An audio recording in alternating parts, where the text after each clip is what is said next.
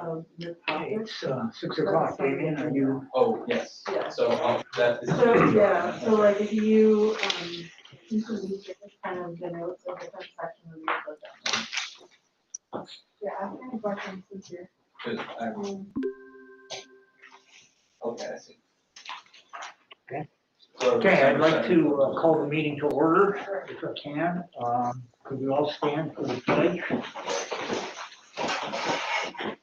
Pledge allegiance to the flag of the United States of America, and to the republic for which it stands, one nation, under God, indivisible, with liberty and justice for all. Thank you. I guess I should have said good evening. So good evening. Good evening. Okay, item 3, recognition and comments from the chair. I just have 2 or 3 comments to make. First, I do want to acknowledge the tragic events down in Brunswick over the last half or week or 2 weeks in their school, and I know the thoughts of our thoughts are with the family and friends and the Brunswick community. Thoughts are certainly not enough in many instances, and not enough here. And I know that the staff and faculty of the RSU are working very hard to ensure that our student population, we keep in contact with our student population as we can, and try to identify the kind of behavior that might lead to that outcome. It's something that we've confronted in this district before, fortunately not in the context of COVID, but I know it's something that's always on the minds of the board and our faculty. So again, our thoughts go to those folks on Brunswick. It's been quite a year. I just want to thank the board and the administration and the faculty in the RSU to get us to this point. I'm looking at the end of the calendar year, of course, not the end of the school year, but we'll take that as a threshold too. So I think we've made some amazing progress and dealt with some just amazing issues over the last calendar year. And I thank everyone, parents, students, teachers, the administration, and you as board members. I know you've worked very hard and extremely diligently on this and will continue to do so. So thank you all very much. Couple of other things, Megan, our 5-year board member. Been here, you've been with us since 2015. And, Yeah. I know I have appreciated the contribution you've made. Thank You bring the perspective of a parent and a teacher to the board, and really that's been invaluable. I think I know you to be always to be a very steady and a contributing member to the board, and I certainly appreciate that. We have a gift and a card for you, and then thank maybe other you. board members want to say something. Well, it's been a great experience, so I've learned a lot over these past years, so both personally and professionally, so continue on, my friends. Thank you for everything. Yeah, thanks, Yeah, thank you. Thank you so much.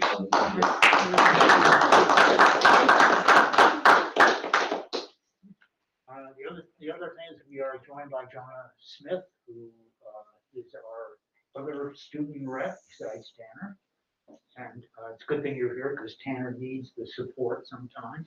I'm going to ask you, I mean, you're active with music and theater and things at the high school. And maybe when we do our student report section on the agenda, you just introduce yourself a little bit to the board. But thank you very much for joining us and taking on the commitment. And I hope it's a good experience. Excited to see how it all works fine. Yes. It'll take a while. So, but thanks for joining us. Okay, those are my. I think those are all the comments I have. Okay, item 4, approve and amend the minutes of November 16th and December 3rd. If it's okay, we'll take them both together. So do I have a motion? To approve. Motion by Lou, second. I'll second. Second by Luana. Any discussion, corrections, amendments to the minutes? Oh, I should say Bill Perkins has joined us on the phone, so. I'm here. Yep, okay. Speak up if you can't hear us, so. Any adjustments or correction? If not, all in favor of approving the minutes as submitted?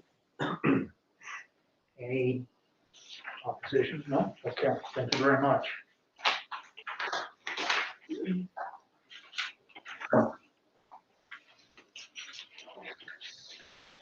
I guess I'm gonna step back. I guess because we're doing this, as we're doing it, I should probably call the roll and have you all say aye, just to make sure the record is complete on that. So, Even though we're in person? what's that? Even though we're in person? Well, we got Bill on. Well- That's what just occurred. Yeah, there you go. Okay. So, Lou, Aye. here, yeah, or I, Anita, Here. and I, Megan, Aye. Lorna, Aye. Jennifer, Aye. and then Bill, Aye. okay, Tanner, Aye. and Jonah. Aye. Thank you. Item 5.0, adjustments to the agenda. Anything, Patrick? Is Nate going to be with us? He's not. Online? No, okay. Item 6.0 is public session.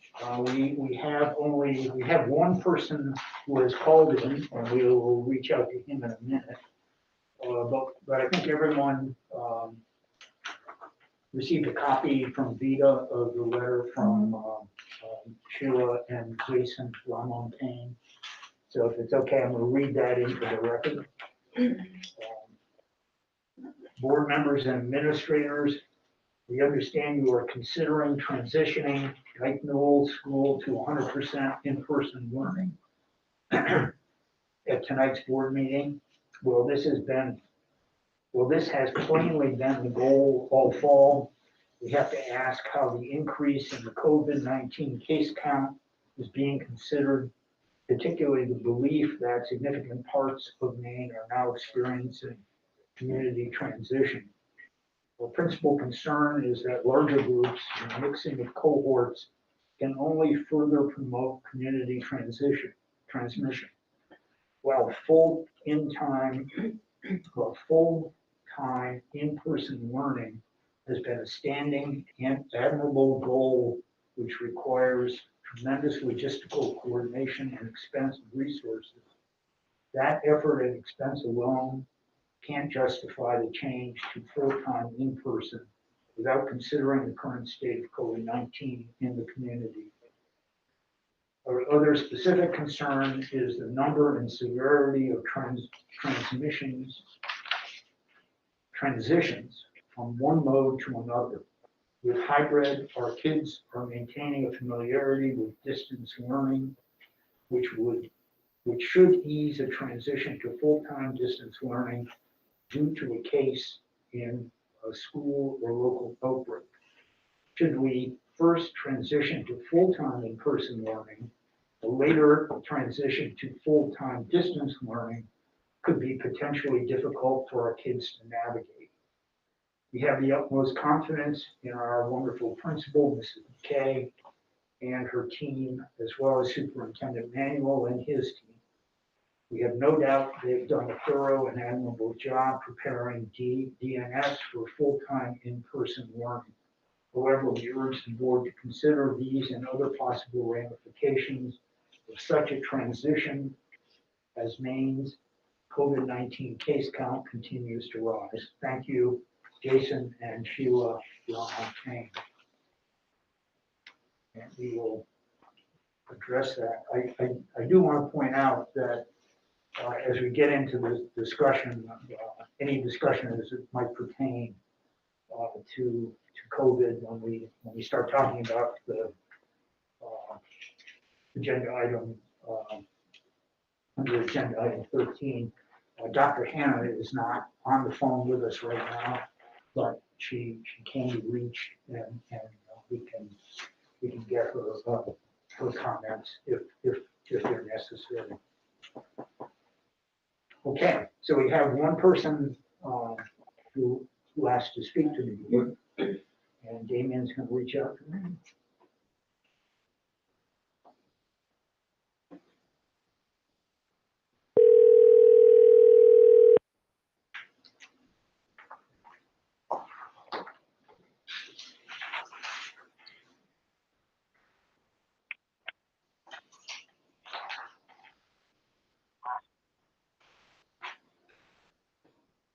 Are they on?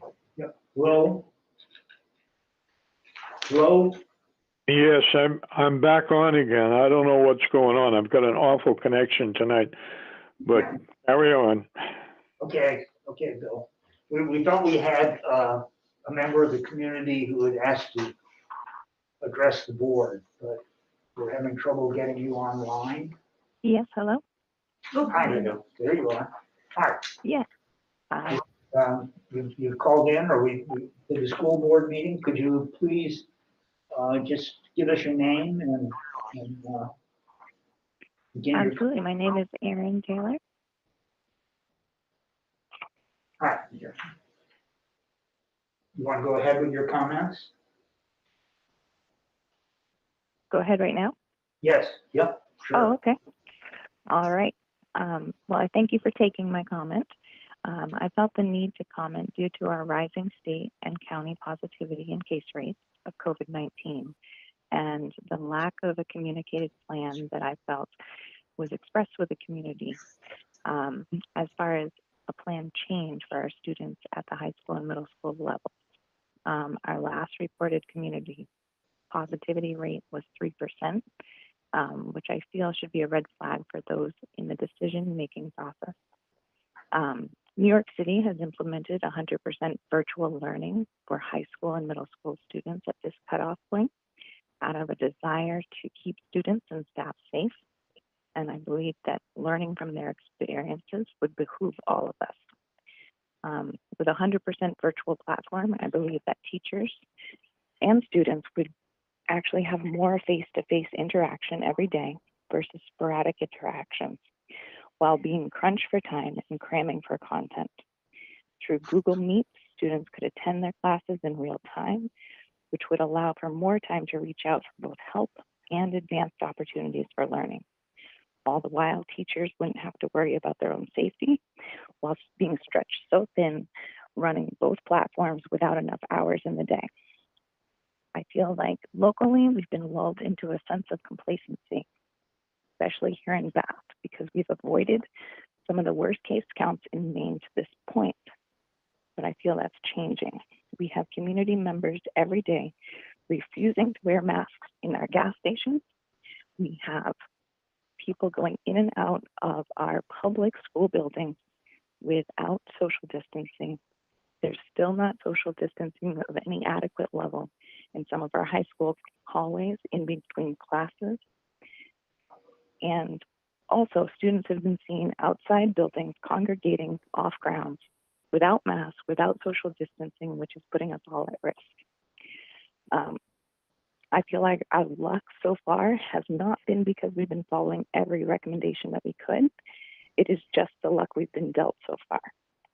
And I don't think this is going to last through the winter. And I felt the need to remind everyone that if our case counts stay in the 400s, we're about 2 to 3 weeks from filling our hospitals. And with a 3% and growing positivity rate in Saginaw County, we will begin to see the deaths in every one of our towns and private circles. I think that it's the time to be real with our students and each other. We cannot just simply wait on statewide mandates to improve our chances going forward. I feel like it's up to all of us. We need accountability to follow the guidelines that we have and take steps to enhance everyone's safety going forward. And I just ask the school board members to have the courage in doing all that you can to protect all of our students' health, families' health, and community safety through the most difficult months that are ahead of us. And I thank you very much for your time. Thank you very much, Aaron. Thank you. Absolutely. Okay. Damien, that is the one call. Great, thanks. So as has been our practice, we're not going to respond directly to Aaron's comments, but I think certainly the themes are going to come up when we talk about again going to new business when we talk about Dyke Newell and Fisher Mitchell. So those themes will come back at us. Item 7.0, staff reports. Patrick, I guess we have people online who are going to address us. Yeah, Mary Meeting Adult Education, you had a report in your backup, but we also have Alan Lampert, the director of Mary Meeting, and Dawn Wheeler, who is our site director for adult education. So are you guys out there, Alan? Yes, I'm here. Thank you. All right, great. Welcome. Thank you, Patrick. And I believe Dawn Wheeler, the site coordinator of Bath, is also with me, and she may add some additional comments as I go along. This will be a very brief update regarding Mary Meeting Adult Ed and the activities we have going on at our Bath site. The first thing I just want to stress to the school committee is that the statewide average for the drop in academic enrollments is over 30% for adult education statewide. But for Mary Meeting Adult Ed, our academic decline has been around 15%. So while we have seen a drop in enrollment, it's nothing like what the state has experienced, or quite frankly, even nationally. For enrichment or community education, the statewide average exceeds 60% drop in enrollment. And again, Mary Meeting has seen a drop, but not at that rate. It is substantial, though. Our drop has been around 50%. And I have actual numbers as well in terms of enrollments for the Bath area, if you'd like me to share those with you. But essentially, I just wanted to let the committee know that adult education is alive and well in Bath. We're up and running. We're seeing students. Of course, our platforms have changed. Most of our academic classes are being done remotely, primarily through WebEx and Zoom. Virtually all of our enrichment classes are also using platforms of that type. But we are running classes, and we are seeing students. Driver's education is still running and is running in the Bath area.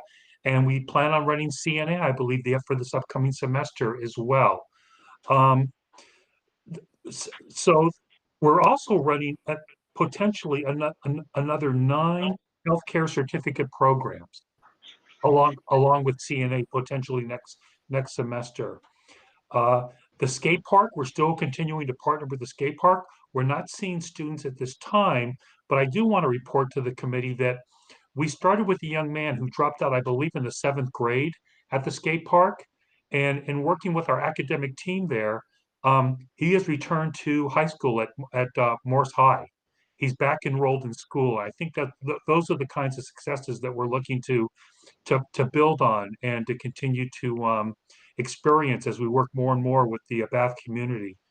Dawn, is there anything that I left out that you can think of? Did you want to talk about any of the COVID relief fund purchases Sure, that we made? Yeah.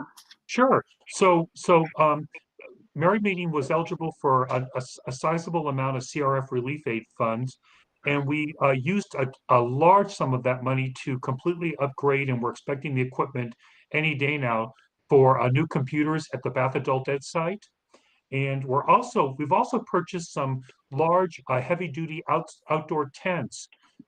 We're thinking that sometime in the spring, we may want to set a couple of these tents up if we can if we can round the corner on this thing and we can begin to offer some modified outdoor classes with social distancing in place.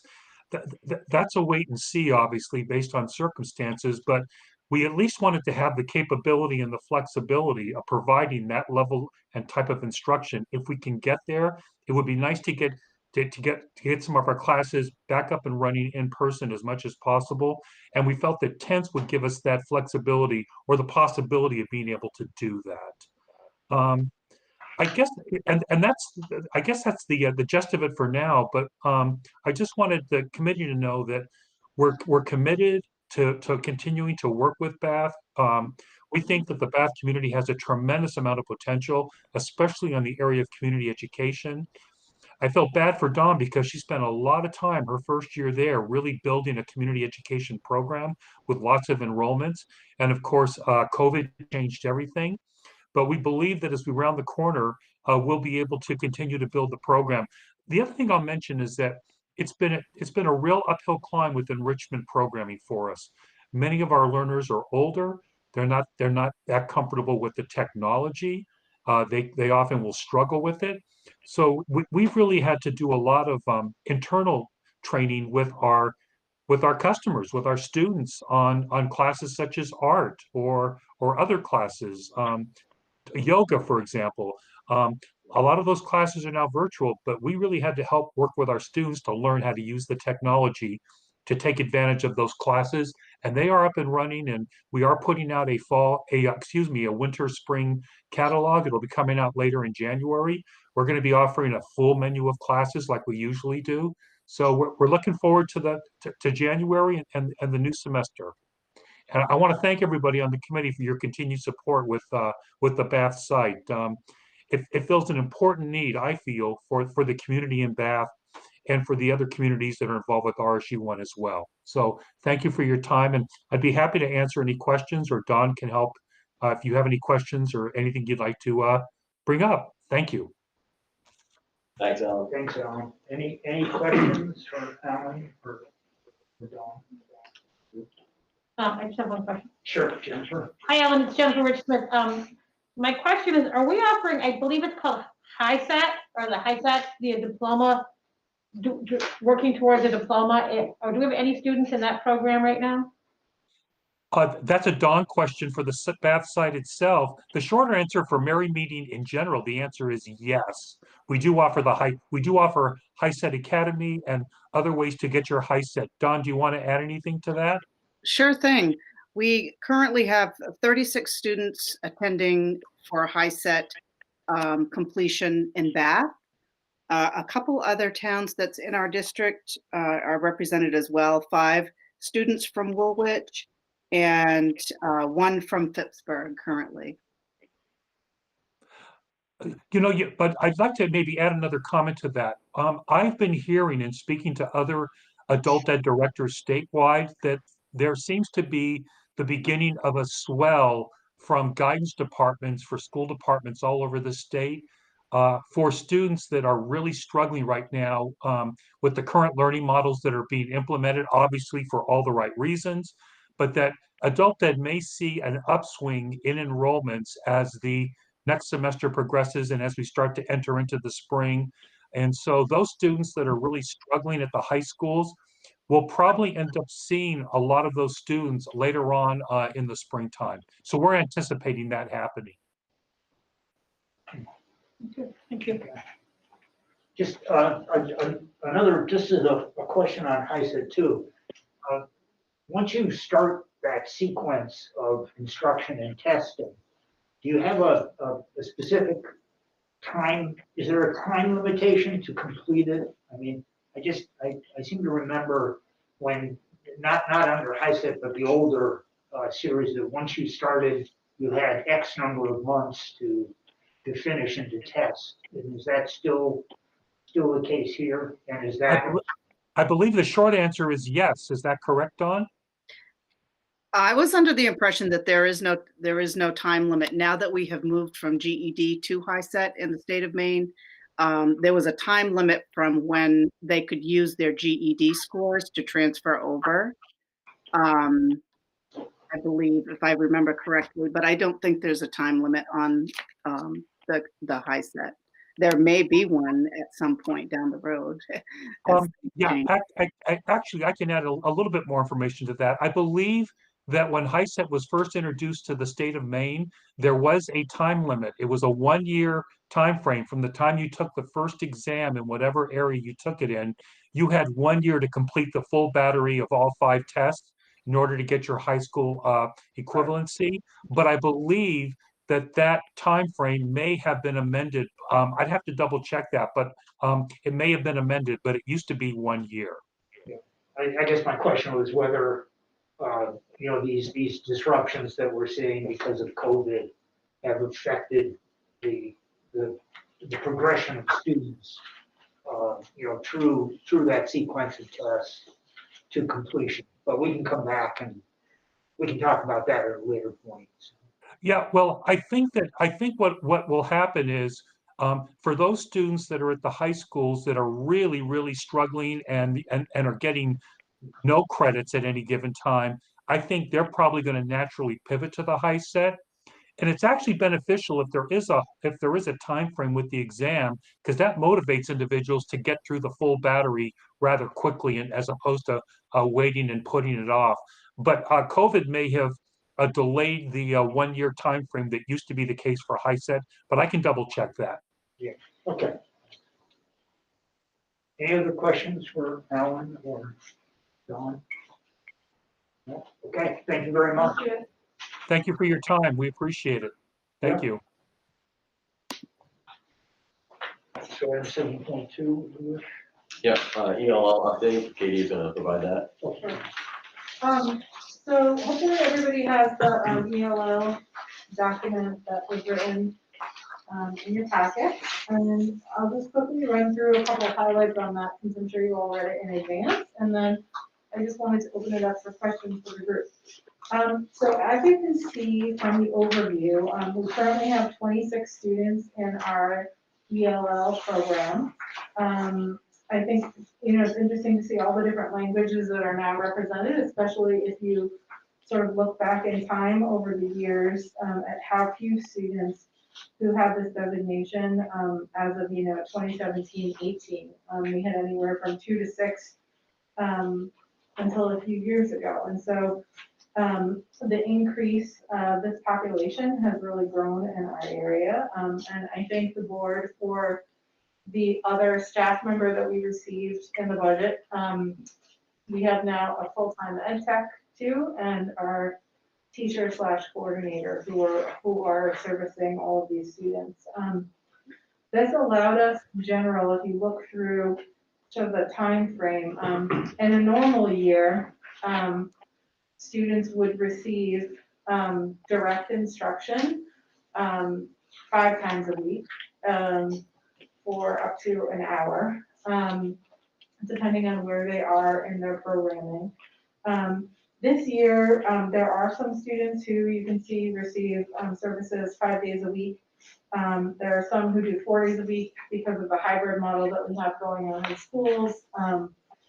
Most of the work we're doing with students is direct instruction where they're pulled out, although we do have some push-in support. And it really all depends on,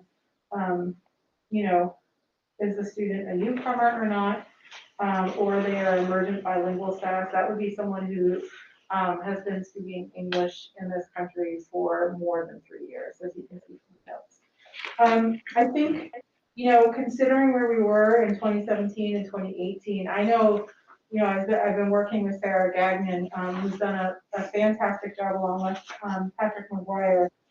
It was just really exciting to write down all of the updates that we now, and the things we now have going on here, which we couldn't say even a year ago we had for this community of learners in RSU1. A couple of things I just wanted to highlight that I think are really great. So at Morse, students who have this designation actually do a guided production class all together. And so I think that has really opened up the ability to converse amongst each other, to get support for work in all of their classes. And that's going to be something that will continue in our course catalog for next year as well, because it's going so well. And this is the first time we've done that this year. We also implemented, as of last year, the start of the use of the language line, which, if, for those of you who haven't used it, is basically a call-in interpreter that you would either put on speakerphone if you're in person together, or you all can do a call and have the translation happen for you over a phone or computer.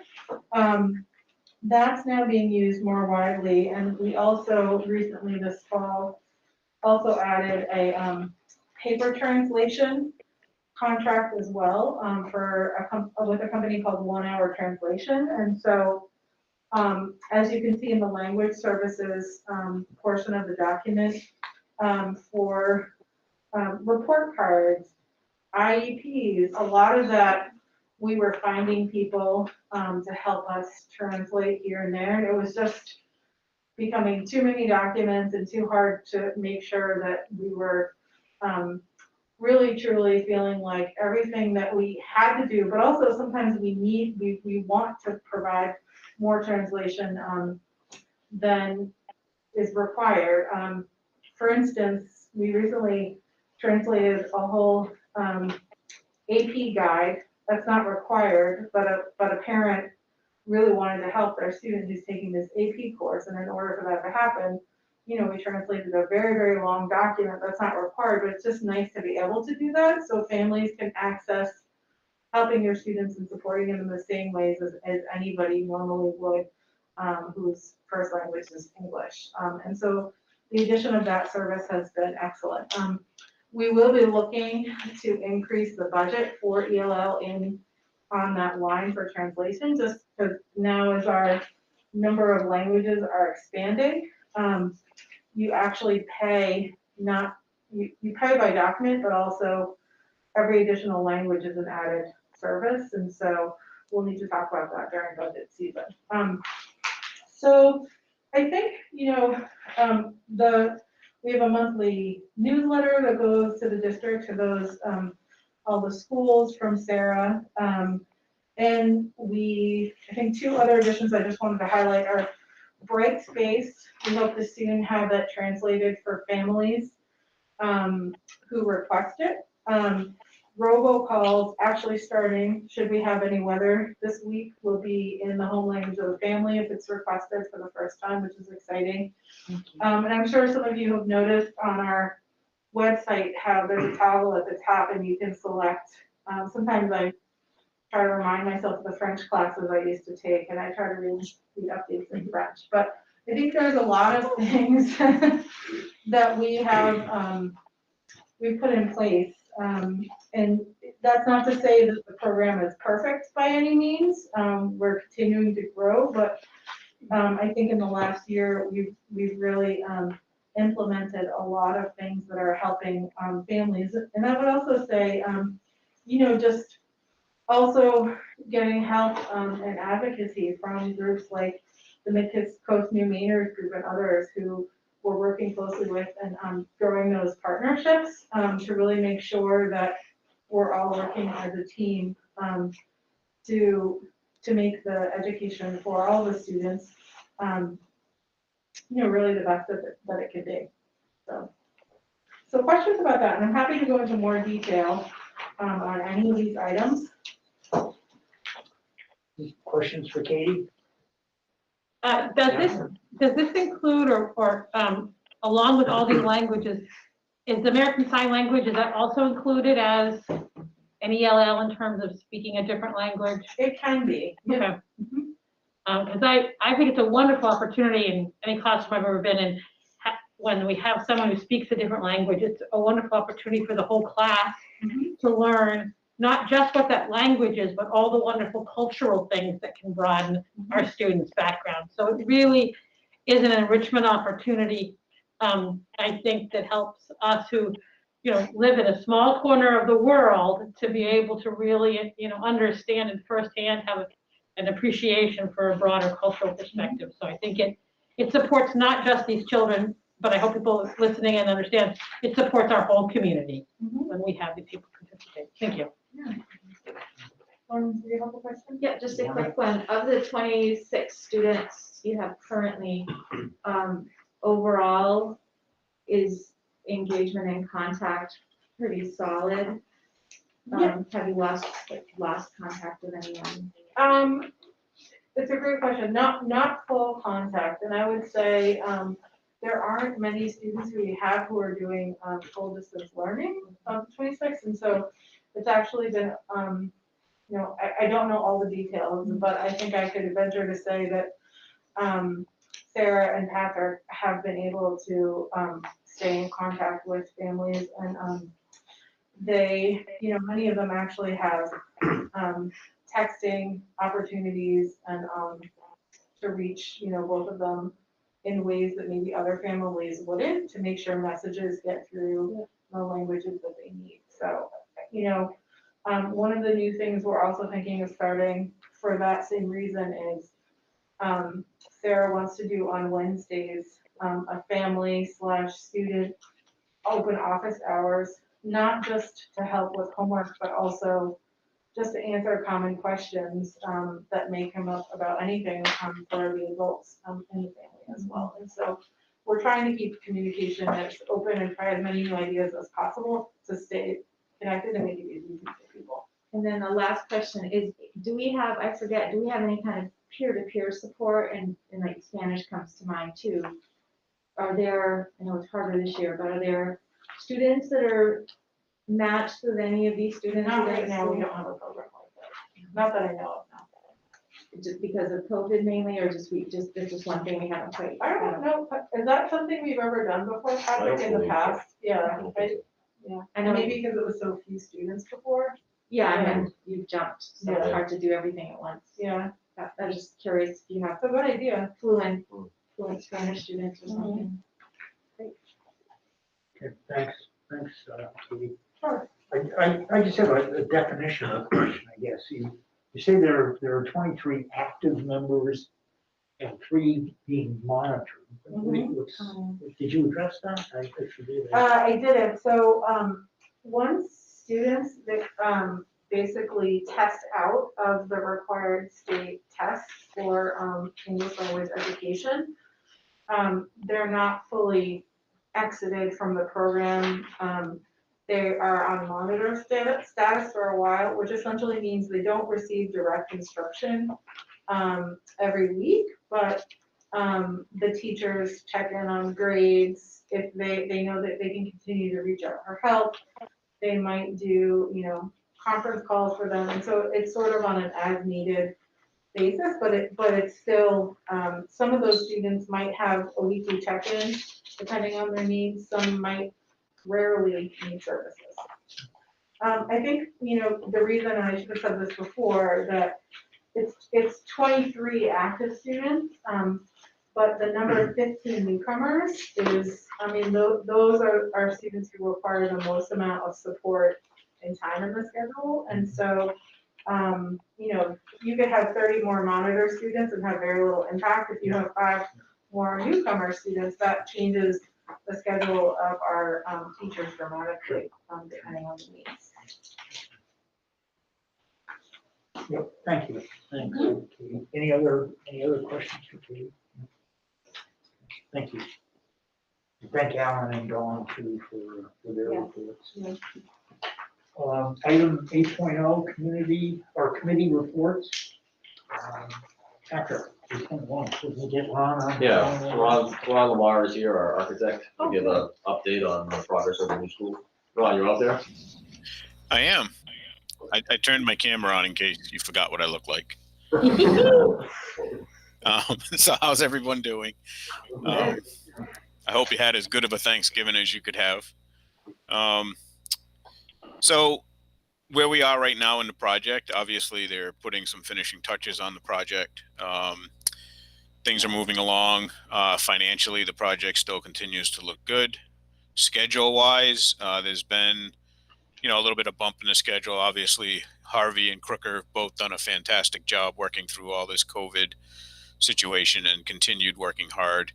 There are some details that we're working out as we're going along, but the schedule is such that most of the building will be done by the end of December. The last parts and pieces will be done by the end of January. If you were to take a tour of the school today, you'd notice that the third floor is being completed. In fact, it's already being punch listed. And you would see a lot of the AV display panels have been installed in a lot of the classrooms and the labs. The AV vendors are already on site, and they've been there for about a month, putting in all of their AV wiring and lots of the devices. The furniture is still scheduled to arrive beginning of January, and they're going to work through the entire month of January, getting all the new furniture in. We've worked out the moving schedule with Julie so that we are taking a lot of the CTE equipment from the existing school in a way that doesn't disrupt her school. We've been working very closely with some of the trades instructors, such as welding and carpentry, electrical and automotive. Those are the big parts and pieces that need to move over. Dave Richards has been great coordinating all of that. In terms of where we are with completion, Harvey is already talking to the elevator inspector and the local inspectors, and they're starting to come out on site to do final inspections of a lot of the work.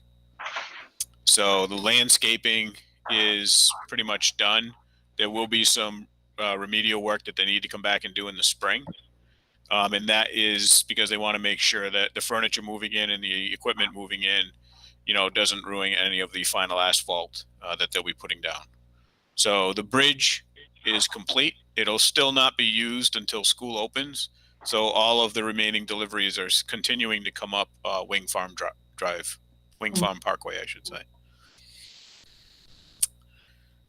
Any questions?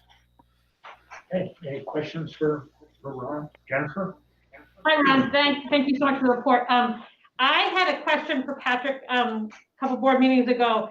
When I was looking at some of the pictures, it was talking about the adhesives used. And I started wondering about indoor air quality testing that would go on before we accepted the building.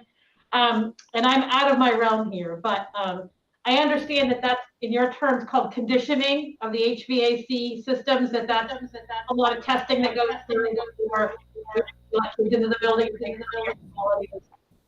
Fine. And so I tried to do a little more a woman who's at quality council. She said that the importance of conditioning is as you leave the building, but should be something that we should do 5 years again, like 3 or 5 years again, that we should put that on our radar to make sure that we are continuing to maintain the best indoor air quality we can for our students. Could you explain a little bit, just briefly, not to take too much time up, but just a little bit about how that might happen? Sure, absolutely. So the first thing you brought up was the off-gassing of materials in the project, whether they're adhesives or other finished materials. So we use low VOC or zero VOC products. So that shouldn't be a concern in terms of the indoor air quality. The state does come down and do a test, just as part of their process, if you will. I believe that they do that. They may have stopped doing that because of the best practices that architects use today, but they may still do that. As far as the commissioning goes, absolutely. The commissioning started about a month ago. That's another thing that's probably going to linger into February. And what they're doing is testing the amount of fresh air coming into the building, as it relates to how much return air is being used, the heating system itself, the air conditioning. It's calibrating all of the systems so that they're all running as effective and as efficient as possible. You can absolutely redo that. Lots of school districts do that every 3 to 5 years. They come back in and recalibrate everything. And so that's kind of a general practice that most schools do. There's a cost associated with it. So you just have to sort of balance that out because you do have a pretty simple system that we've installed. So the commissioning might be easier, if you will, than many schools. Okay, thank you. Any other questions for Ron? I might have missed it. Hi, Ron. Did you say, or this could be for Patrick, when we're still shooting for a move-in date? February? Yeah, we're still looking at February, Mid-February. and we'll send out more details of our like training schedule for the board and also in details. And then last, is there a security update? I know we had those 2 incidents a few months ago. Were there any changes to security since the 2 small incidents that we had? Yeah, I mean, we had security people that we put up in that area, as well as Harvey, the contractor, put up cameras that are in place until we get all our camera and security in place. And we own the building now, remember? No. We don't. Oh, it's not the end of December yet. No. Sorry. Close. Okay, sorry. All right, thanks. And we've had no other incidents. Yep. Okay. Thanks. So that's a good question. The RSU will take ownership once all the city and state inspectors sign off on it, and it reaches what we call substantial completion, which means everything is operating and ready to move in. When do you think that'll be? I suspect that it'd probably be at the end of January, if not before then. So specifically, I mean, we understood that, I think we understood that the gymnasium, the practice gym, I guess, and the auditorium or the theater were running a little bit behind. But other things have lagged a little bit. Would you just, Yeah, I think you're right. So the Performing Arts Center will probably be finished closer to the end of January. Same thing with the PE gym. And, both of those areas, if they even go into the first week of February. But I think what they're trying to do is obviously focus on some of the other educational spaces to get those ready. I will also say that the kitchen, my apologies for not mentioning this, the kitchen may also not be done by the end of December. That's going to go off into January. But we're obviously, as Patrick pointed out, there's owners training that's going to take place. So Tim and the kitchen staff would go down and get trained during the January timeframe. Other than that, I think everything's going to be good to go. The music suites will also be good to go, but those are sort of lagging behind, if you will. We have identified 2 areas of the building that Harvey, if they need to, can use in the months of February for their use, and that's the cosmetology lab and criminal justice on the 3rd floor, which is right in a stairway. So they'd be able to sort of come in the side stairway and go up and not go into the school, into the the regular school areas, because both those programs don't start until September. So those are additional CTE programs that were added to the school as part of the project. but none of these items are, I mean, we were, we pushed out the opening of the school in large part because we expect there to be a punch list certainly, and there are things we need to work through. And now we're kind of condensing that period a little bit because there might be more significant construction activity ongoing into the month of January. But you still don't think that we're at risk of missing that mid-February open?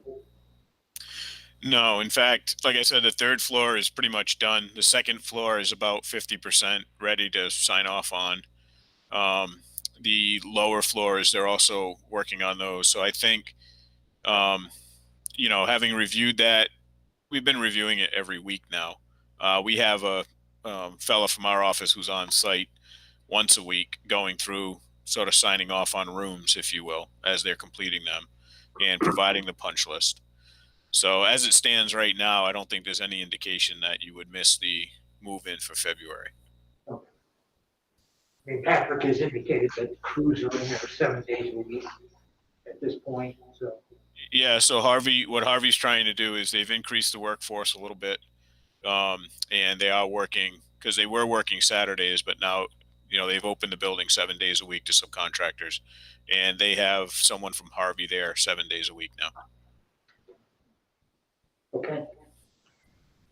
Thanks, Ron.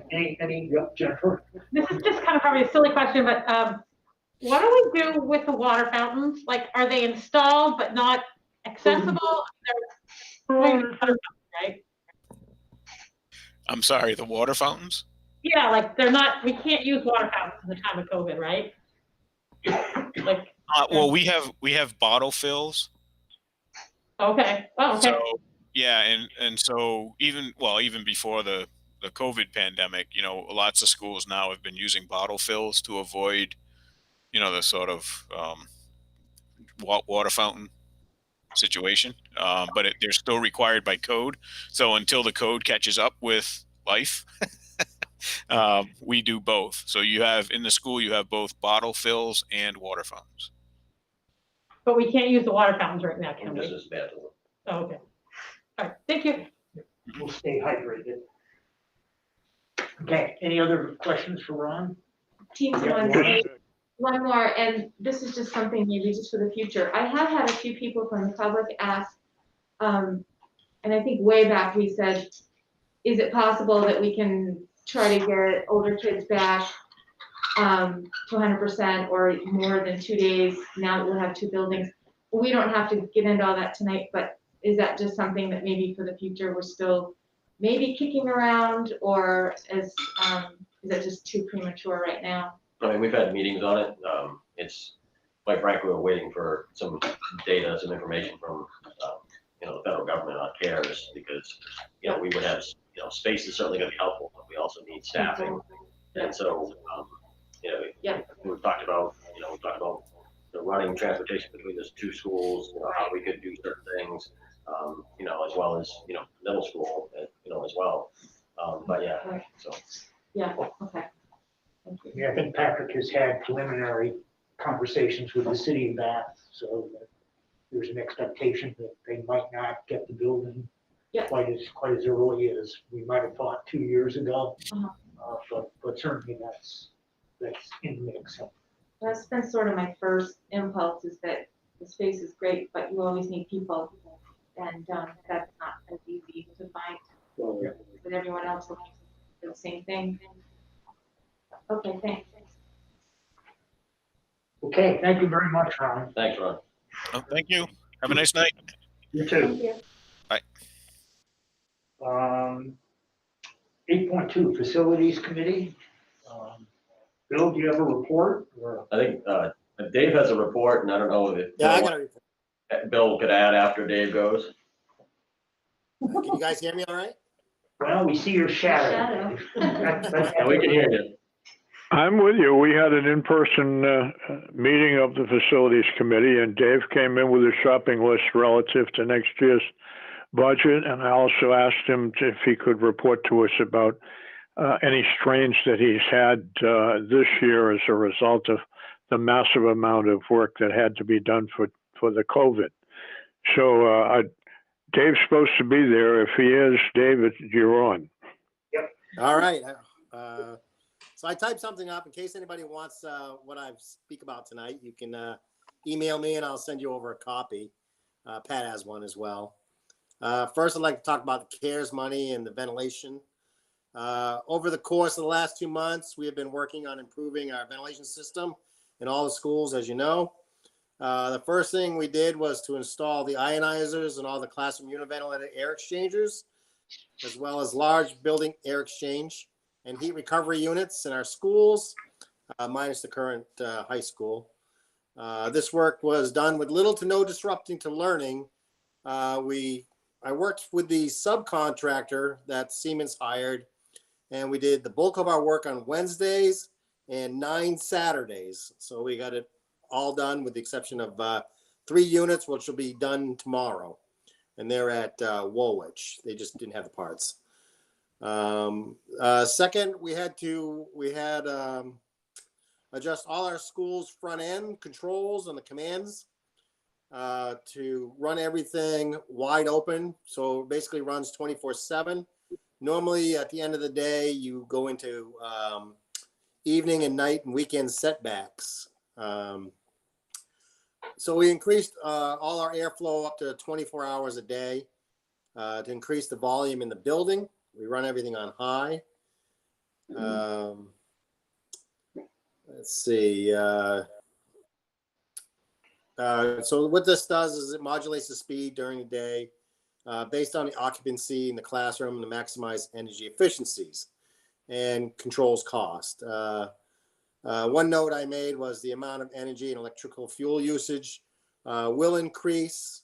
We won't know the actual results of that until the end of the heating season. Lastly, we're changing filters 4 times a year now in all the units instead of 2. And I think we've reported on that before. Secondly, we had to overcome many of the new guidelines as well as to meet the needs of each school.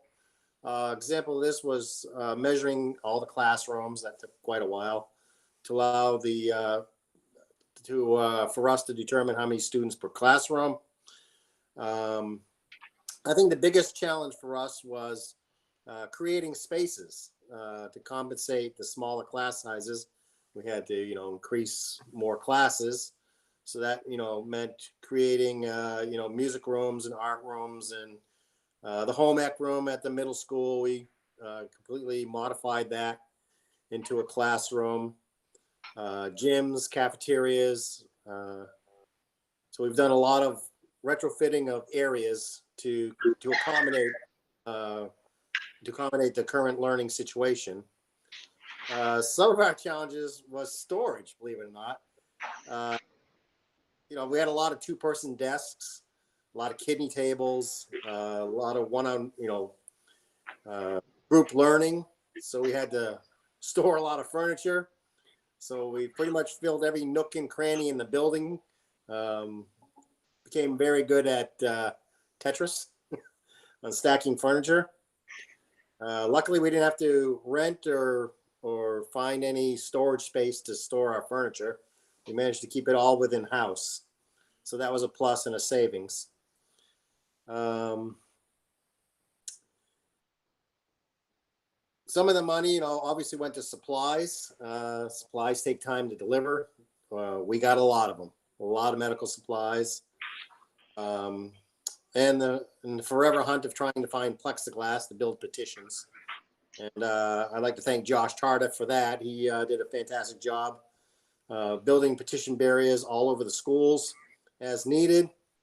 And again, as well as, all the supply deliveries. That's pretty much our update on the CARES money and the COVID side of the house. Lastly, I'd like to give you an update on the Dyke Knoll revolving renovation project.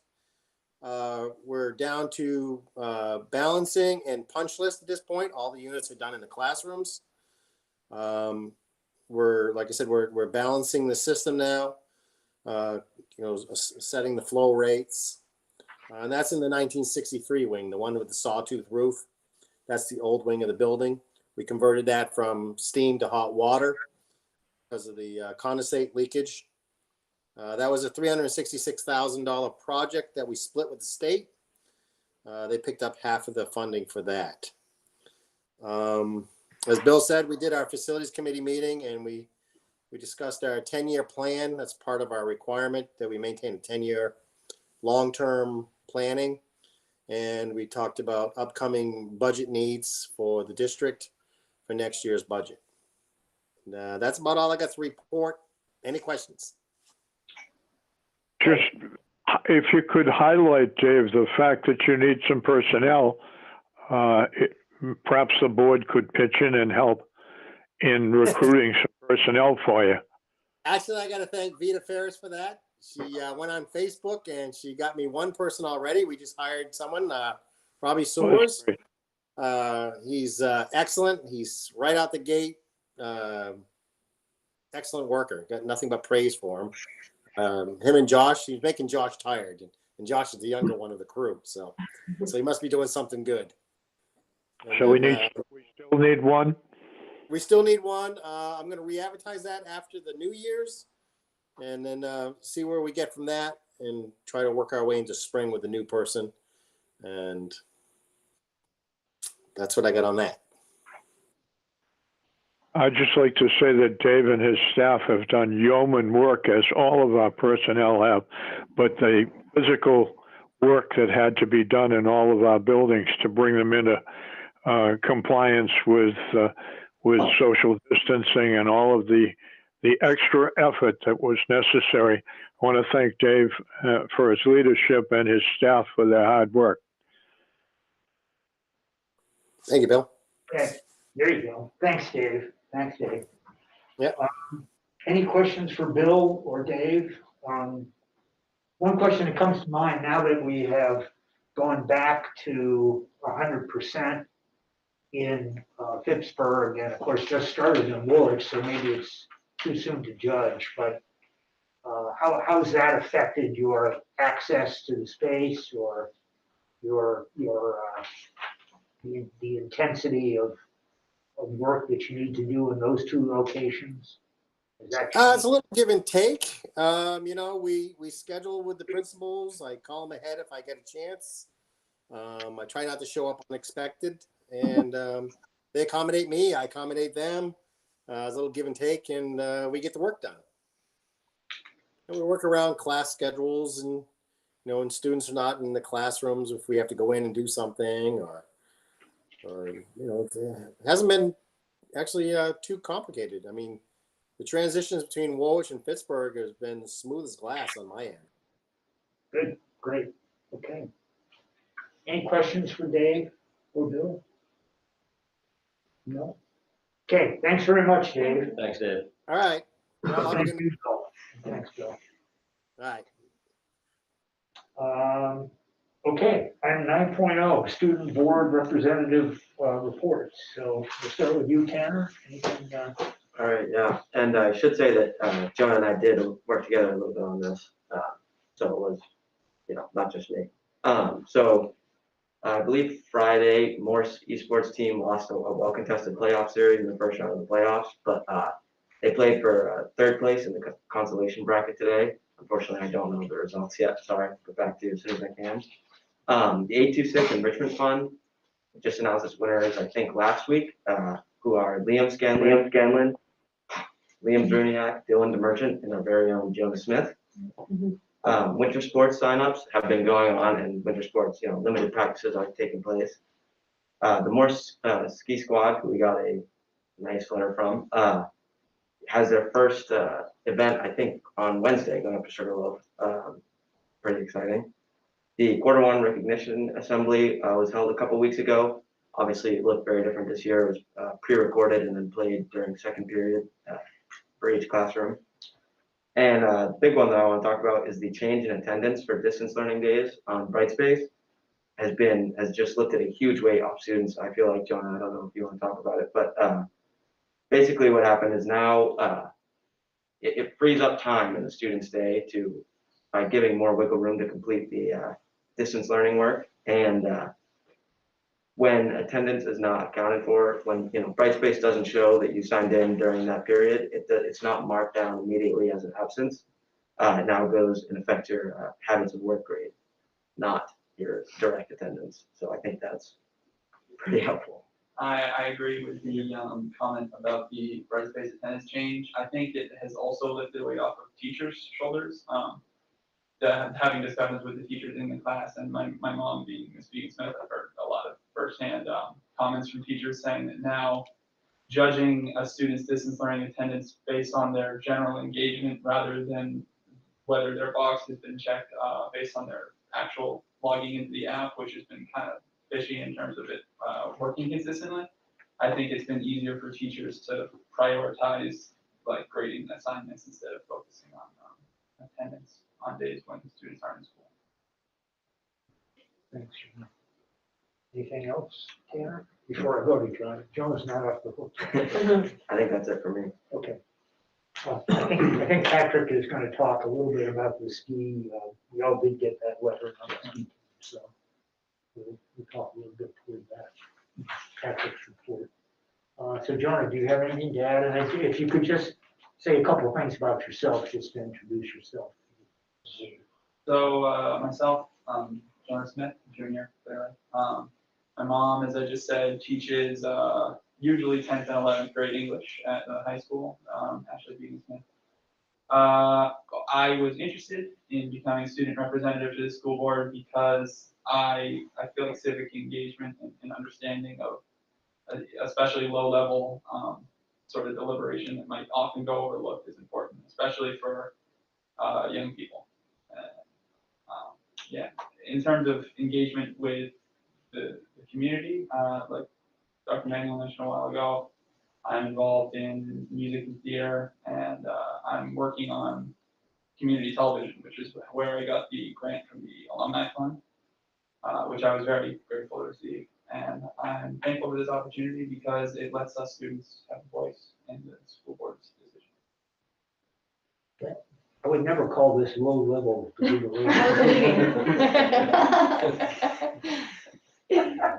knew what you We meant. don't want to waste your time. I'm shooting for U.S. Congress.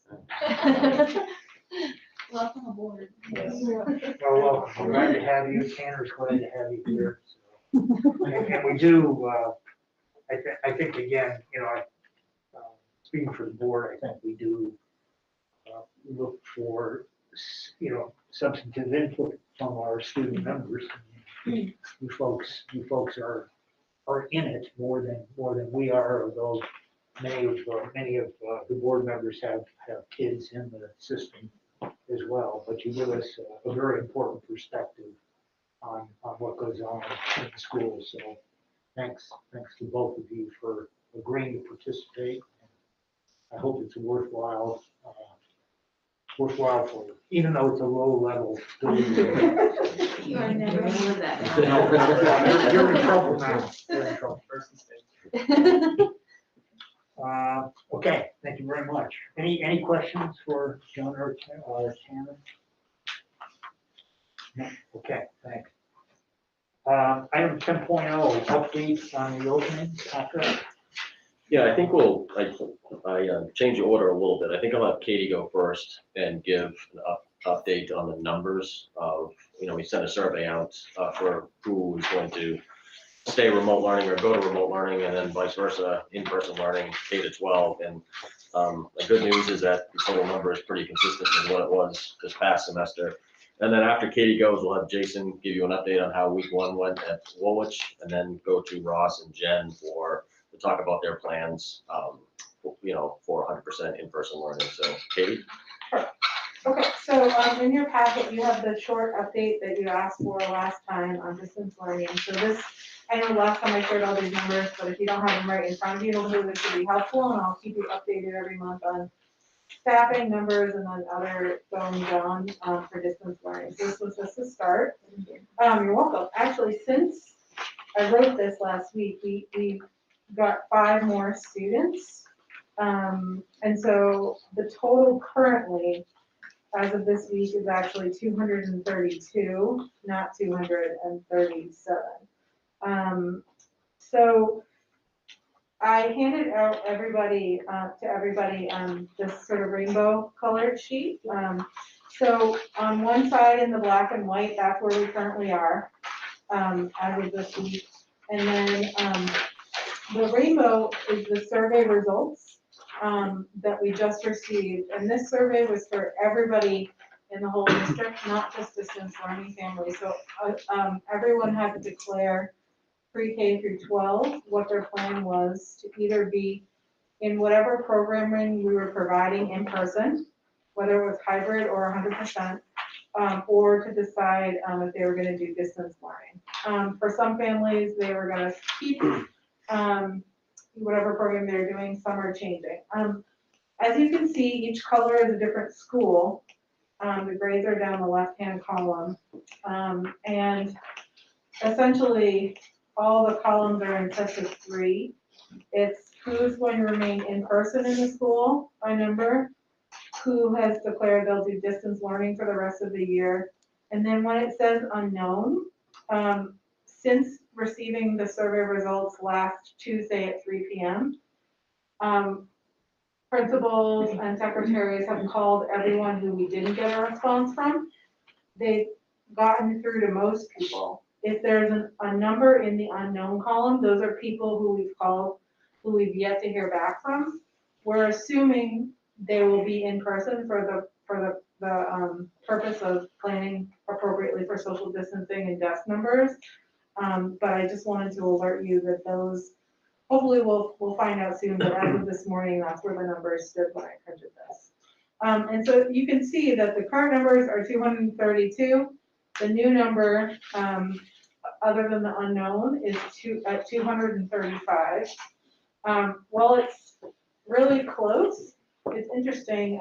The teachers all have a spreadsheet that shows who's moving back in person, who's coming to them. So even though the number is pretty constant, the kids actually aren't that constant in some of the grade levels. For instance, you might have in grades 6 through 8 students who are currently distanced going back in person, but then you might have 5 kids replace that who are in person who want to move to distance for whatever reason. And so even though the numbers are almost the same, it actually doesn't represent everybody doing what they're currently doing necessarily for the spring semester.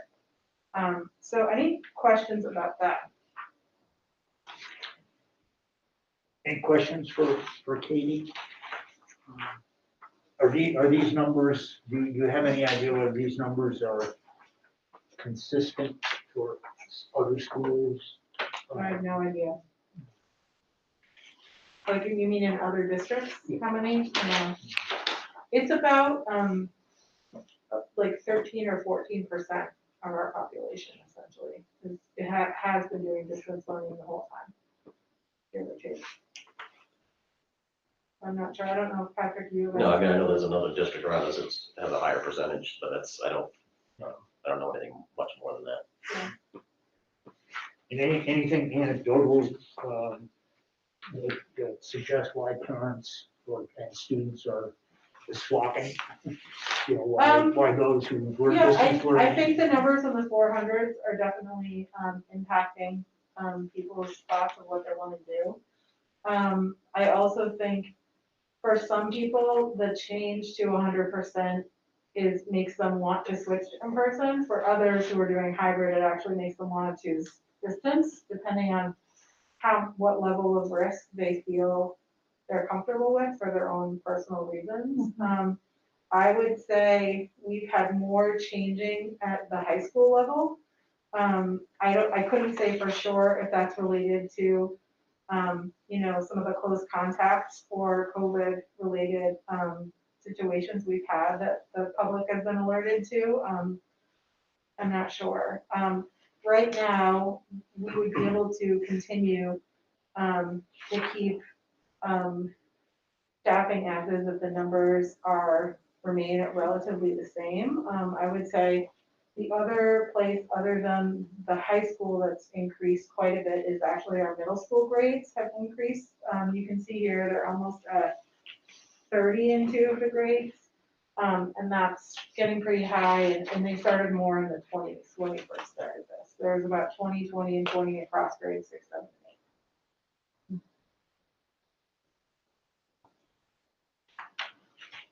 8. And again, we don't think anything anecdotally that you could suggest why we're seeing that increase. No, I mean, for all the reasons I just gave are some of the things that families have shared.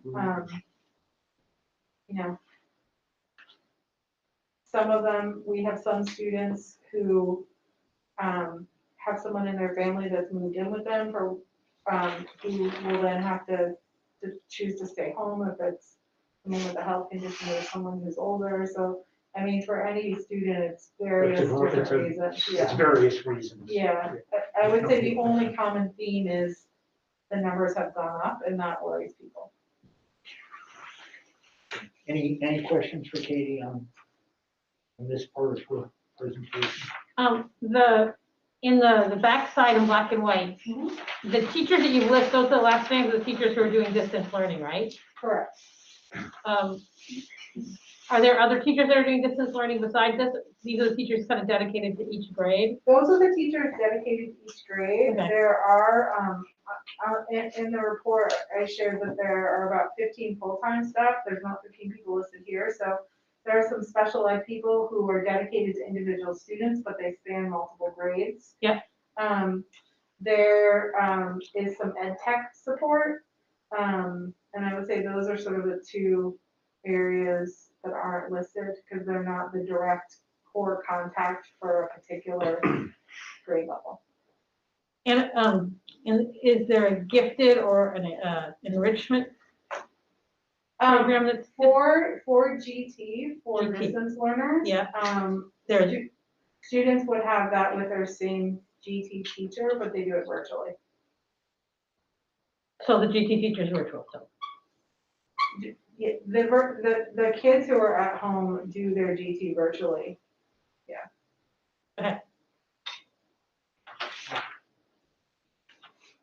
Any other questions for Katie? Patrick, wanna? Yep. Okay, thanks, Katie. Thank you. Sure. I'll move to Jason. Jason, you out there? I am, yep. Can everybody hear me okay? Okay. Okay. Well, thank you. I'm very pleased to be here tonight to report on our first week. I think overall it was a very positive week. I think it went about as we expected. I think we had a solid plan to start with, and then as expected, we made adjustments as we made our way through the week. I am going to start off with what I think is a very important part of just giving some thank yous. I know we've all heard that expression, it takes a village, but this really defines it. So I just kind of want to thank Patrick and Katie and the school board for kind of the leadership and vision of trying to get all of our students back K-5. Bill kind of stole my thunder earlier, but the maintenance team, Dave and his crew, as well as coordinating with Benchmark just to, as Dave said, it's gone very smoothly. They were there with us checking in on a daily basis to get, especially the week we came back from Thanksgiving, to get to the music room converted into a classroom, to get coat hooks on the stage area as we convert that into an extension of that classroom, to move boxes, move tables, move chairs, just to get all of that in. Our daily custodial crew, I call it, you just jokingly call them the bucket brigade. They are wiping down surfaces, bathrooms, public spaces every 20 minutes. So just a tremendous effort from them. The kitchen crew, Tim and his crew, as they adjust to lunch schedules, breakfast changes, how we're going to provide breakfast twice a day, etc. The tech team, Dean and his crew, making sure that we're able to have devices we need. As we were switching classes, we had to make sure that at least for the couple of weeks that we had kind of dual enrollment for kids who were changing classrooms because teachers needed to finish report cards, but they also, kids going into the new classrooms needed access to Brightspace, etc. So they were really helpful with that to make that smooth. Nurse Sherwood and other school nurses around the district just keeping us all safe and keeping that at the forefront of everything that we're doing.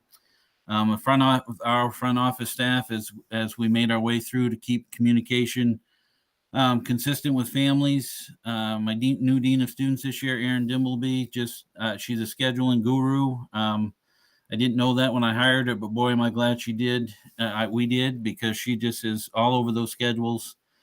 Most importantly, faculty. I think, every single person in the school right now is going above and beyond what they normally do and what they thought they would be doing. And there really isn't one position in the building that isn't impacted by, COVID-19, and especially as we go through all that we've gone through. So I just have to give them a big thank you. Our families for their patience as we made our way to get to this point. And I know it's still, 2/3 of the year lie ahead of us, but their patience, their flexibility as we've gone through this. And then lastly, our students, kids are resilient. They're happy. They just want to be there and learn, and they just want to see us and see their teachers every day. And it's just been I can't believe just saying, I'll see you tomorrow, how good it feels, and how different it feels. So I just want to say thank you to all those groups, because it is taking everyone on the same page right now to make this happen. I kind of sent you in the backup packet there some updates, but I just will share a couple. Specifically, I'm just going to go through our most impacted areas, and then I'll give kind of an overall whole school takeaways that we've had so far. So in second grade, as you know, we had Beth Kaiser take over the media center. She and her husband worked tirelessly through, I believe, through Thanksgiving weekend. They probably took time enough off on Thanksgiving, but beyond that, they were in there converting that media center into a classroom. Her Beth's husband built bookshelves, made a portable sink to have in there. It's just an amazing experience to walk in there and see. If, again, I would invite you, however we can do it safely, to make your way over and see some of these changes. Third grade, Mrs. Keefe and Mrs. Walker have taken over the music room. It is it's just, again, the week we came back from Thanksgiving, they had to move down there, move all that stuff in there, set that up and make it such a welcoming environment for our third grade students. It's working very well at this point. They are, the biggest challenge we've had is, if you can picture that music room, it's a long way from one side of the room to the front where the projector is. So, we're just working around that. We've brought in some extra whiteboards, some extra ways to kind of manage that a little bit. Fourth grade, Mr. Lucas moved down from the third floor. And of course, he had to kind of wait for Courtney. He's taking over Courtney Keefe, Mrs. Keefe's third grade classroom. So we kind of had to wait a little bit for her to get moved down to the music room, but he spent the weekend getting ready, and he basically left seventh grade Friday afternoon at 3 and joined the fourth grade team Monday morning at 8. He's done an excellent job there. Seventh grade, our team has really stepped up on the third floor. They're working hard. They're just high quality individuals, great people, great teachers. We've combined the seventh grade.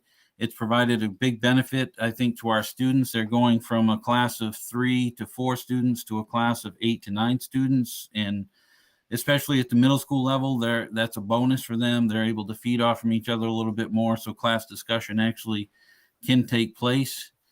Interventions have been pretty seamless as well. I outlined in our plan, we extended a pre-K teacher to work in the afternoons who has an early literacy intervention background. We also were able to extend another interventionist who was helping us. So we have the same team of people. Evie Katz and Beth Kaiser, of course, have, before any of this took place, coordinated a case management system for these students. So we have not missed any sessions with those students. We've been able to continue that program as effective, obviously personnel changes, but a service time and everything has been just as effective as it was in the beginning. I think in terms of whole school impact, a couple of things, as you would expect.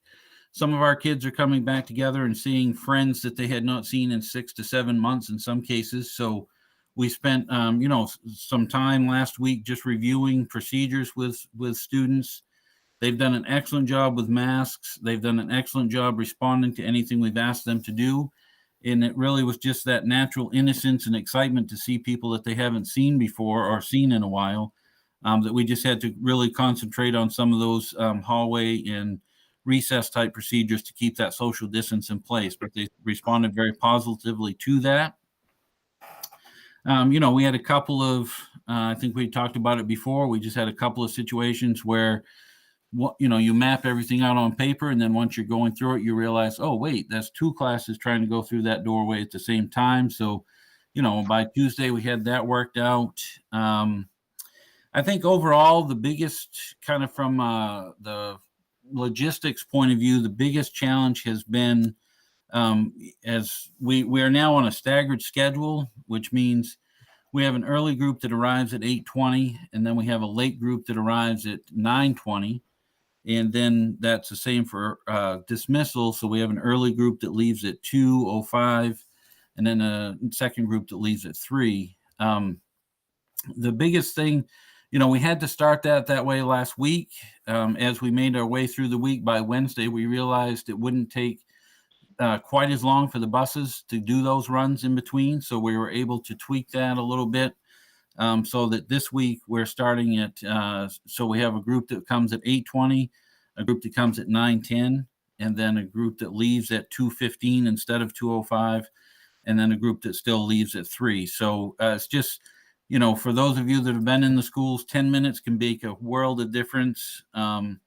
Quick example of that is the 205 group. I had two grade levels, kindergarten and third grade, that were ending a special at 2:05. So they had to end the special and go to the buses last week. This week, they're able to end their special, go back to their homeroom, get ready, have an organized departure, and then leave to the buses. So, those things we continue to iron out. And I think the thing to keep in mind is, when my experience, and Sandra could probably attest to this, it's like opening school all over again. It's like a brand new first day.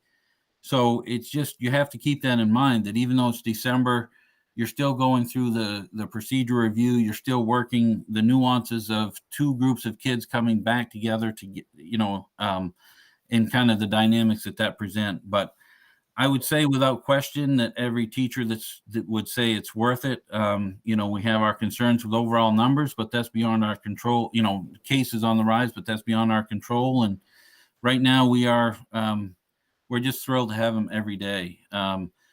One quick little story I'll share, and then I'll take questions. I was checking in. This was last Wednesday or Thursday. I was checking in with Kim Plummer, our kindergarten teacher, one of our kindergarten teachers, and just asked her how it was going. And she shared how the two groups were giving each other tours of the classroom because they didn't realize that the other group had been there on the off days. So basically, like a Monday, Thursday student was given a Tuesday, Friday tour of the room, kind of where everything is, like they were brand new students, because they just are coming back together. And it was just a great story. It's just, it's just so much fun to have the kids back. That's why we're there. And where the kids are doing their part, and the staff have risen to the occasion. And I'm just very proud of all of them right now. Okay, thanks, Jason. Questions? Is Sandy on, or? Yeah, Sandra's on.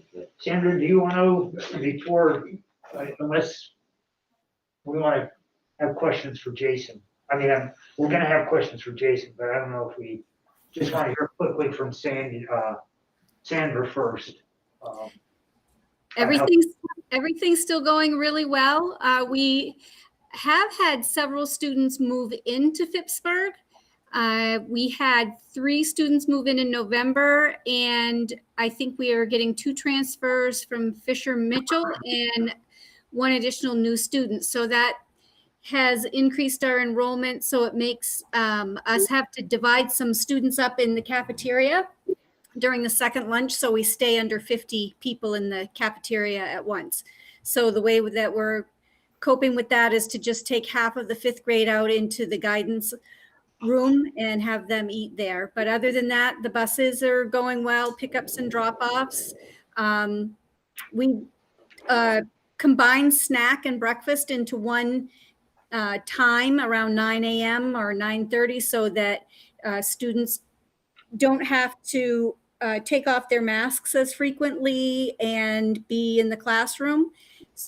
The younger students still have, most have a recess in the morning, but other than that, things are going really well, and our teachers are beginning to do some reading assessments and showing that kids are making really good progress and catching up to where they should be. Okay, thanks, Sandra. Thanks. Okay, questions for Jason and Sandra? Jennifer? Hi, Jason. It's Jennifer. Hi, Thank you for your update. I appreciate that. My question is on item 4 of the 7th grade the middle school consolidation. Yep. I was worried about this in the beginning, and I think I voiced that, about losing a teacher and changing other classes and other curriculum. So my questions are now that you've kind of done this, my questions are, 1, when we move that teacher out of middle school, did other middle school teachers have to take on curriculum that they hadn't taught before? And if so, could you speak to how that transition is going? How they were supported in that acquiring those new curriculum if they did have to. And then just a little bit about how that transition is going on in terms of is it multi-grades that are in classrooms now? No, no. I can speak, I can try to define that a little more for you if you'd like. Okay. Yes, please. Yep. So, so actually I might start there, Jen. Basically what we did is, we only have, as a whole, we have 19 seventh grade students. So when we began the year, we still essentially split them into 4 parts so that they were in 2 homerooms, and then they were split into a Monday, Thursday group and a Tuesday, Friday group. So that essentially made groups of basically, 3 4s and a 5, I think it was, or, basically 4 to 5 kids in each group. Those groups then traveled through their Monday, Thursday schedule or their Tuesday, Friday schedule to all of their content area classes. And basically we're in a class of, as I just said, 4 to 5 students. If some of them received special education services, that reduced the number to where we even had a couple of classes that were, attending a math class, but only had 2 students in it at the time. So when we consolidated, all that really meant was it kind of doubled those. Instead of cutting the 19 into 4 parts, we basically are cutting it into 2 parts. So we still have a Monday, Thursday group and a Tuesday, Friday group, but it becomes one group's 9 and one group is 10. So as they are traveling around to their content area classes, they're just now in a group of 9 or 10. So that's kind of the structure of it. What it did create, you are correct. So Mr. Lucas was teaching reading and writing to the 7th grade. So we had 2 teachers that were each teaching a section of math in 7th grade. So we combined them into one. So one teacher who was already teaching the 7th grade math is now just teaching both sections. We did have to replace Mr. Lucas's reading to the 7th grade. That was done with a staff member who has taught reading in 8th grade and reading in 4th, 5th, and not 6th. So he in his past he's taught reading in 4th and 5th grade, has taught reading in 8th grade for us at Woolwich for 3 years now. So it did add in a section of 7th grade reading for him. We have another staff member who is doing writing, who just joined us last year as science and social studies. So he has not taught writing for us, but he has taught ELA for multiple years in his past, English language arts, which includes some writing and some reading content as well. So specific to how we've supported them through this transition here for this situation, we've provided, we're paying them for the extra time. I've created created duty-free periods for them so that they're not part of necessarily arrival or dismissal procedures, so they can steal a little extra time for that curriculum planning.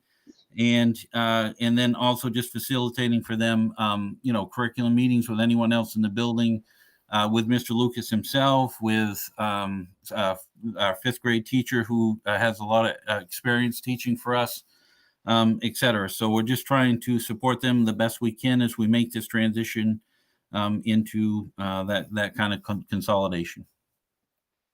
Thank you. It'd be nice to have that in your next board packet report, just so kind of a comment on how that's going. Sure. Yep.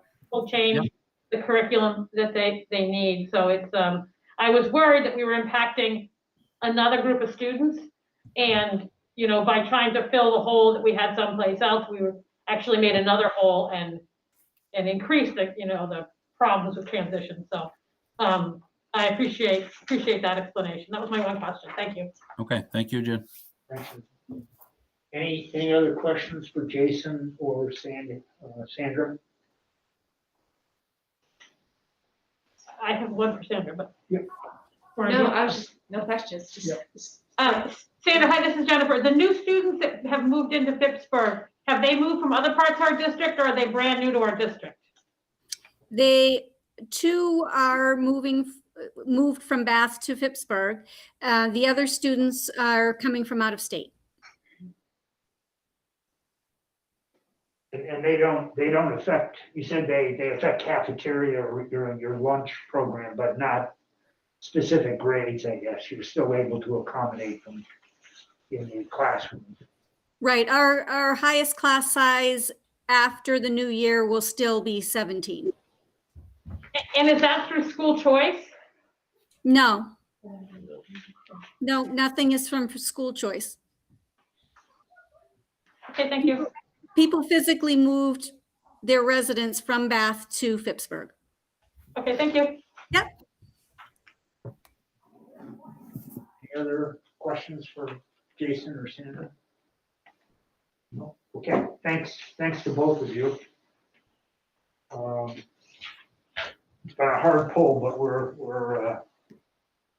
knock on wood, as Aaron, our community person who called in, Aaron noted, we could be extremely fortunate, but we've gotten as far as we've gotten, and we're really pleased, I think. So thank you very much to both of you and your staffs, and the two communities, Woolwich and Pittsburgh. Okay, so Patrick, you wanted to include. I was gonna have Ross and Jen go next and just talk about their plan, and what they've done to get to, their recommendation of 100% in person. Ross, you wanna go first? Sure thing. So there's a couple different layers to this. The first is we've had a couple different small group meetings over the last 3 weeks or so, sort of just brainstorming impediments to going full time, the barriers, teacher concerns, and we would sit on it for a little bit, and then revisit it and bring those same topics up again and discuss it. And now we're at the point where we have basically like a list of concerns or problems, and then a list of possible solutions. So, like as an example, one of the concerns was, okay, how do we get the kids without having them bottleneck in the lunch, as a couple classes come down like right behind each other to be efficient. And then below that problem, we have 6 solutions to kind of like mull through. So we have a long list of those to work through. No doubt we'll get through them. All the solutions are reasonable. We just want to pick the ones that'll best meet our needs at the school. So we have it broken down into first the safety, the mask, the social distancing, the hand washing, the hand sanitizing, and things like that. So those are all set. We hired a 3rd grade teacher, so our 3rd grade classes will be 13, 14. Our 5th grade classes will be 13, 14, and our 4th grade classes will be 16. We're in the process still of hiring one of the ed techs. I'm fully confident that we'll hire that one as well. The special ed tech has already been hired, so that's going to take care of like the safety and the monitoring concerns. We're also working through our service grid to make sure that we can keep our cohorts separate, maintain our services for both our special ed kids and our Title I kids. And then general logistic like items like where to put the hooks for our kids when they come in from like a recess, or snow pants and gear like that.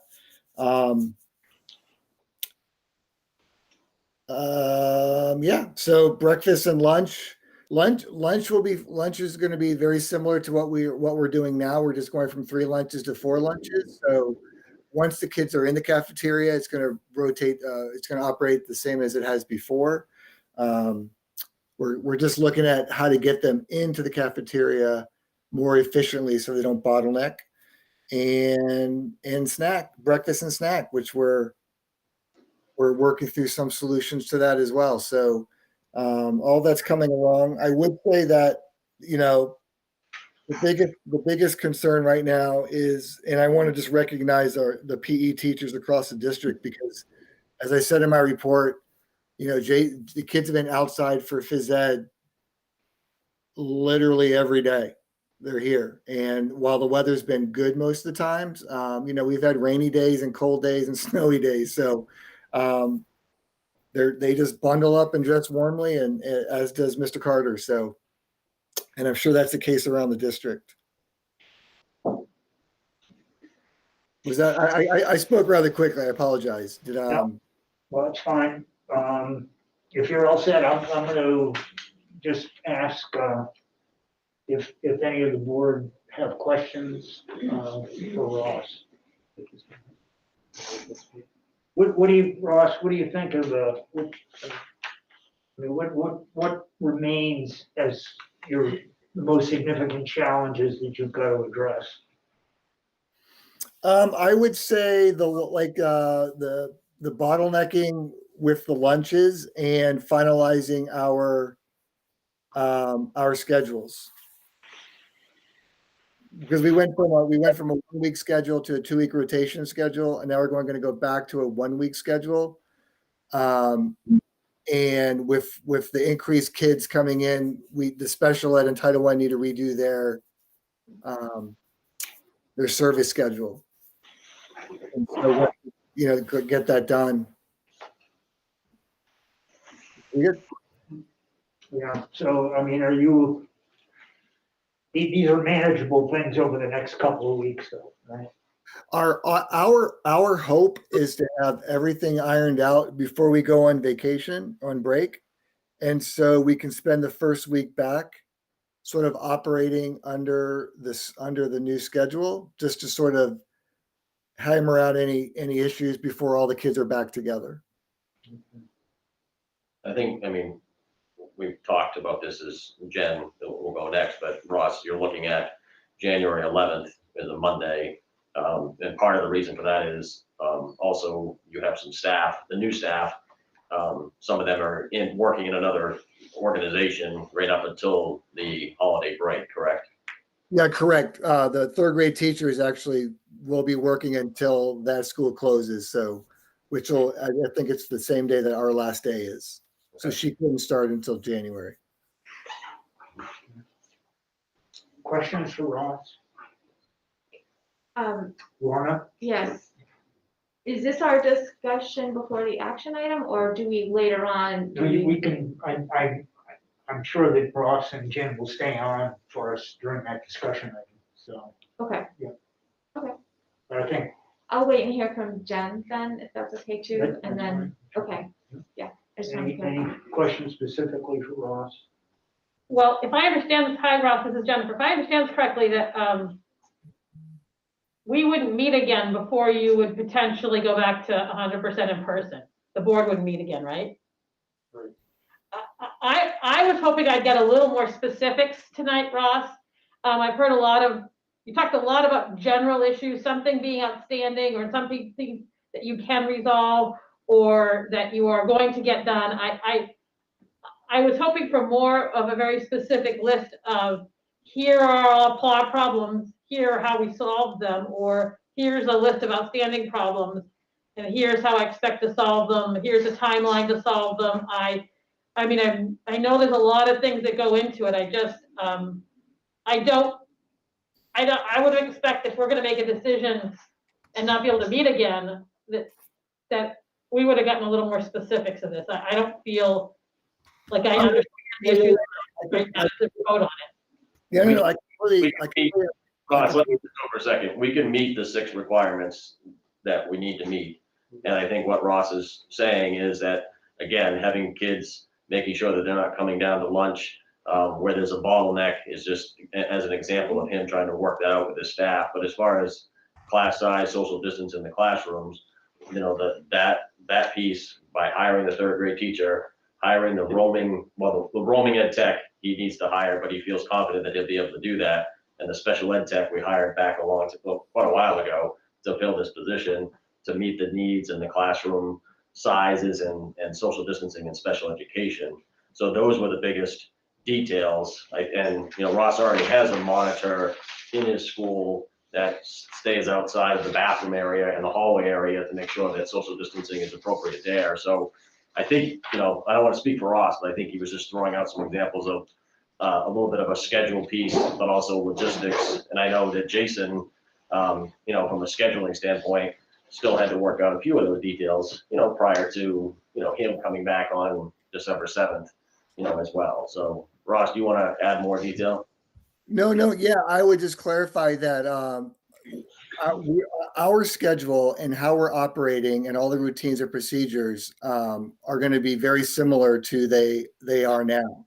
So I'm not concerned about the kids arriving, or we're concerned about the kids dismissing. What I was referring to were little things like, as an example, like right now, when because we have one group dismissing, when we dismiss at the end of the day, to allow for minimal time or minimal kids in the hallway, you know, it's one bus at a time, and then it's the walkers, and we do it slowly. The questions we want to mull through are when the first group dismisses, how best to dismiss them without interrupting the learning of the group that's still there. So as an example, do we just want to use a chime? Like, do we want to use a little tiny bell? Like little things like that. But as far as kids getting off the bus, coming in the building, getting to lunch, knowing how to get to their services, having enough duty people, you know, monitors, all that is set. Having enough space in the classrooms is set. Yeah, all of that is set.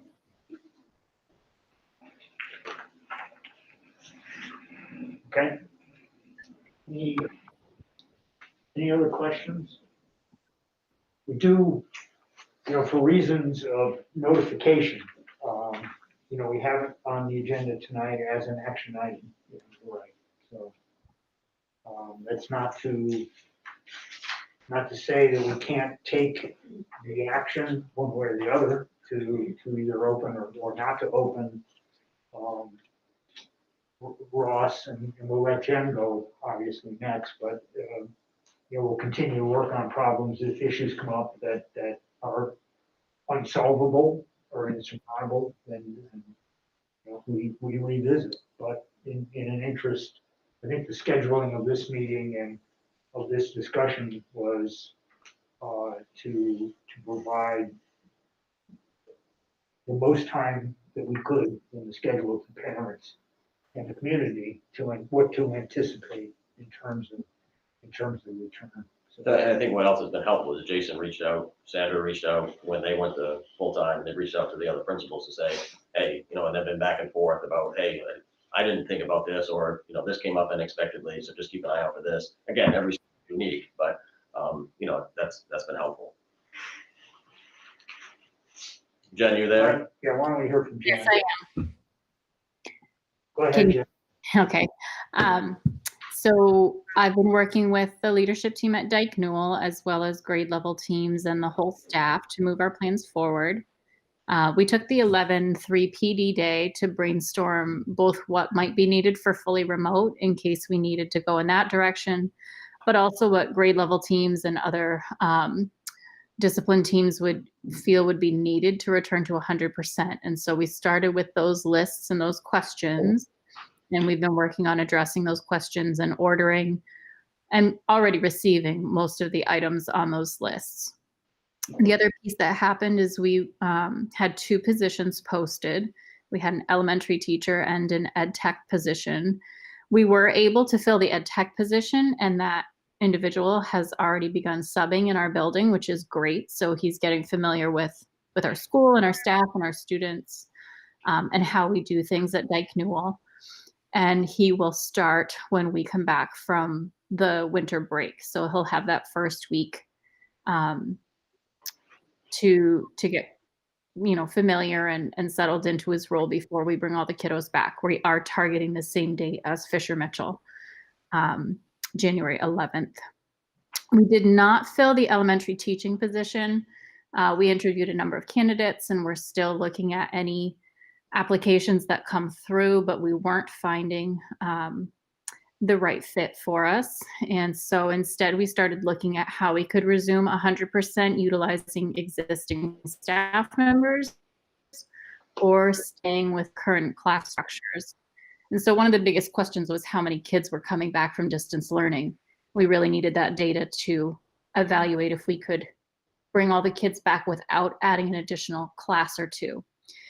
So we did get the number of distance learners returning to in-person instruction. We have 1 first grader and 4 second graders coming back. And then we also know that we have 1 first grader switching from in-person to distance. So the first grade's kind of a wash. We have 1 moving in each direction.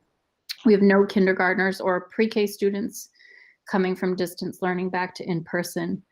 So the group that's most affected is second grade. And luckily that is the group that currently had our low classroom numbers. So we won't have a problem bringing in those 4 additional second graders.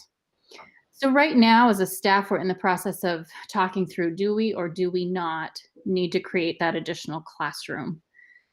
We're looking at quite a few factors. So we're looking at spacing, making sure that we have enough room in the classrooms physically to include the students. And we do, but we're also considering, as Sandra said, potential new students are enrolling. We've had quite a few kiddos move to Bath the past month and a half.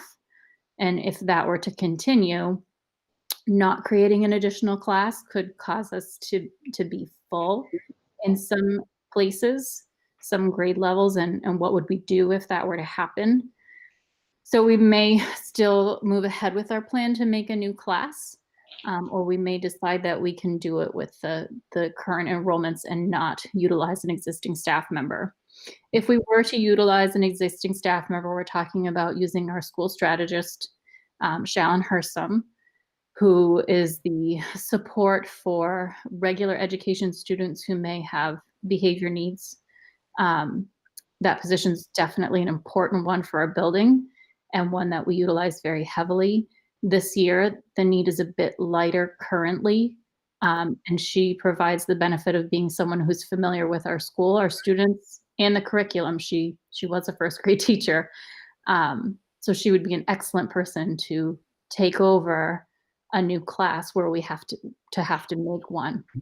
If we do use Shallon, we would look at potentially bringing on an ed tech.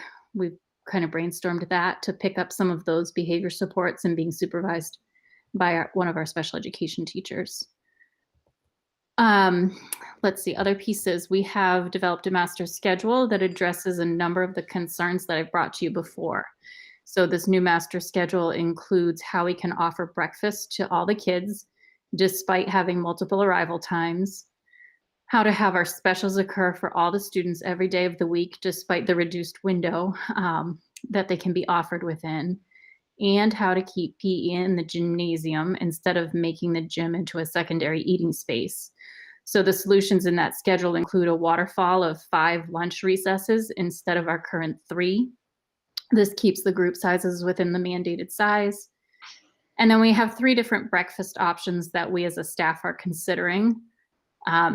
Everything from 15-minute scheduled times rotating through the cafeteria after the B group arrives to what we're calling picnic style in the classrooms, where we utilize both the desks as well as our yoga mats around the floor space so that kids can eat bagged breakfasts in the classroom. The third option that we've brainstormed is one that I think we've talked about with the board before, where A group eats when they arrive, B group would take home breakfast the night before and eat before they come to school.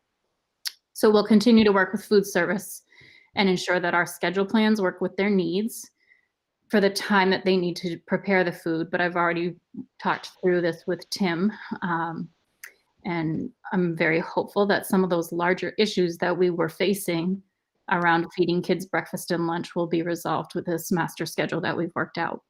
What we have left to do, we need to determine if we are or are not making an additional classroom, and I anticipate we'll make that decision Wednesday. We determine if we do that, will we need that additional staff member? Finalize our bus rosters for A and B arrivals and departures, solidify those breakfast and lunch plans, create a duty schedule, adequate supervision, and communicate the upcoming changes with our families.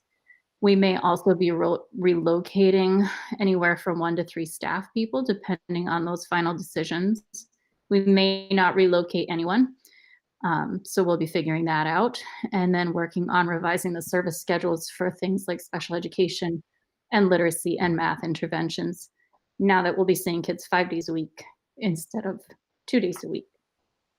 Just as a last note, walking around today, I think teachers are definitely getting kind of excited about having kids back. There's certainly an amount of nervousness and questions about how things might go, but some teachers today had already reconfigured their classrooms for their combined enrollment to kind of test run things like where the students' backpacks should be placed in order for traffic to flow and where snow gear and other things can be stored. So they're starting to kind of think through all the different little pieces that we work so hard to organize with kids so that it does go smoothly when it happens.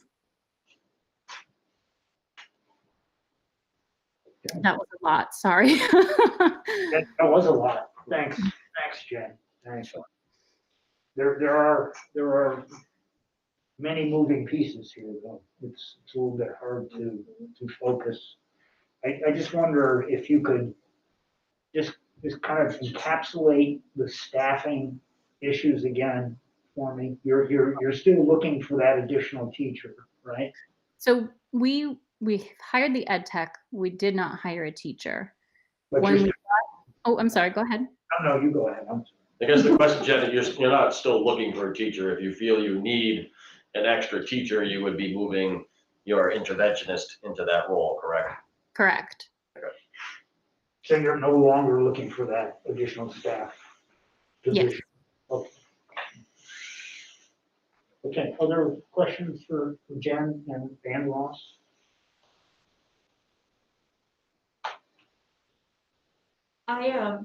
Steve, I don't really know if it's a question, but I'm wondering if I'm somewhat on the same page as Jen.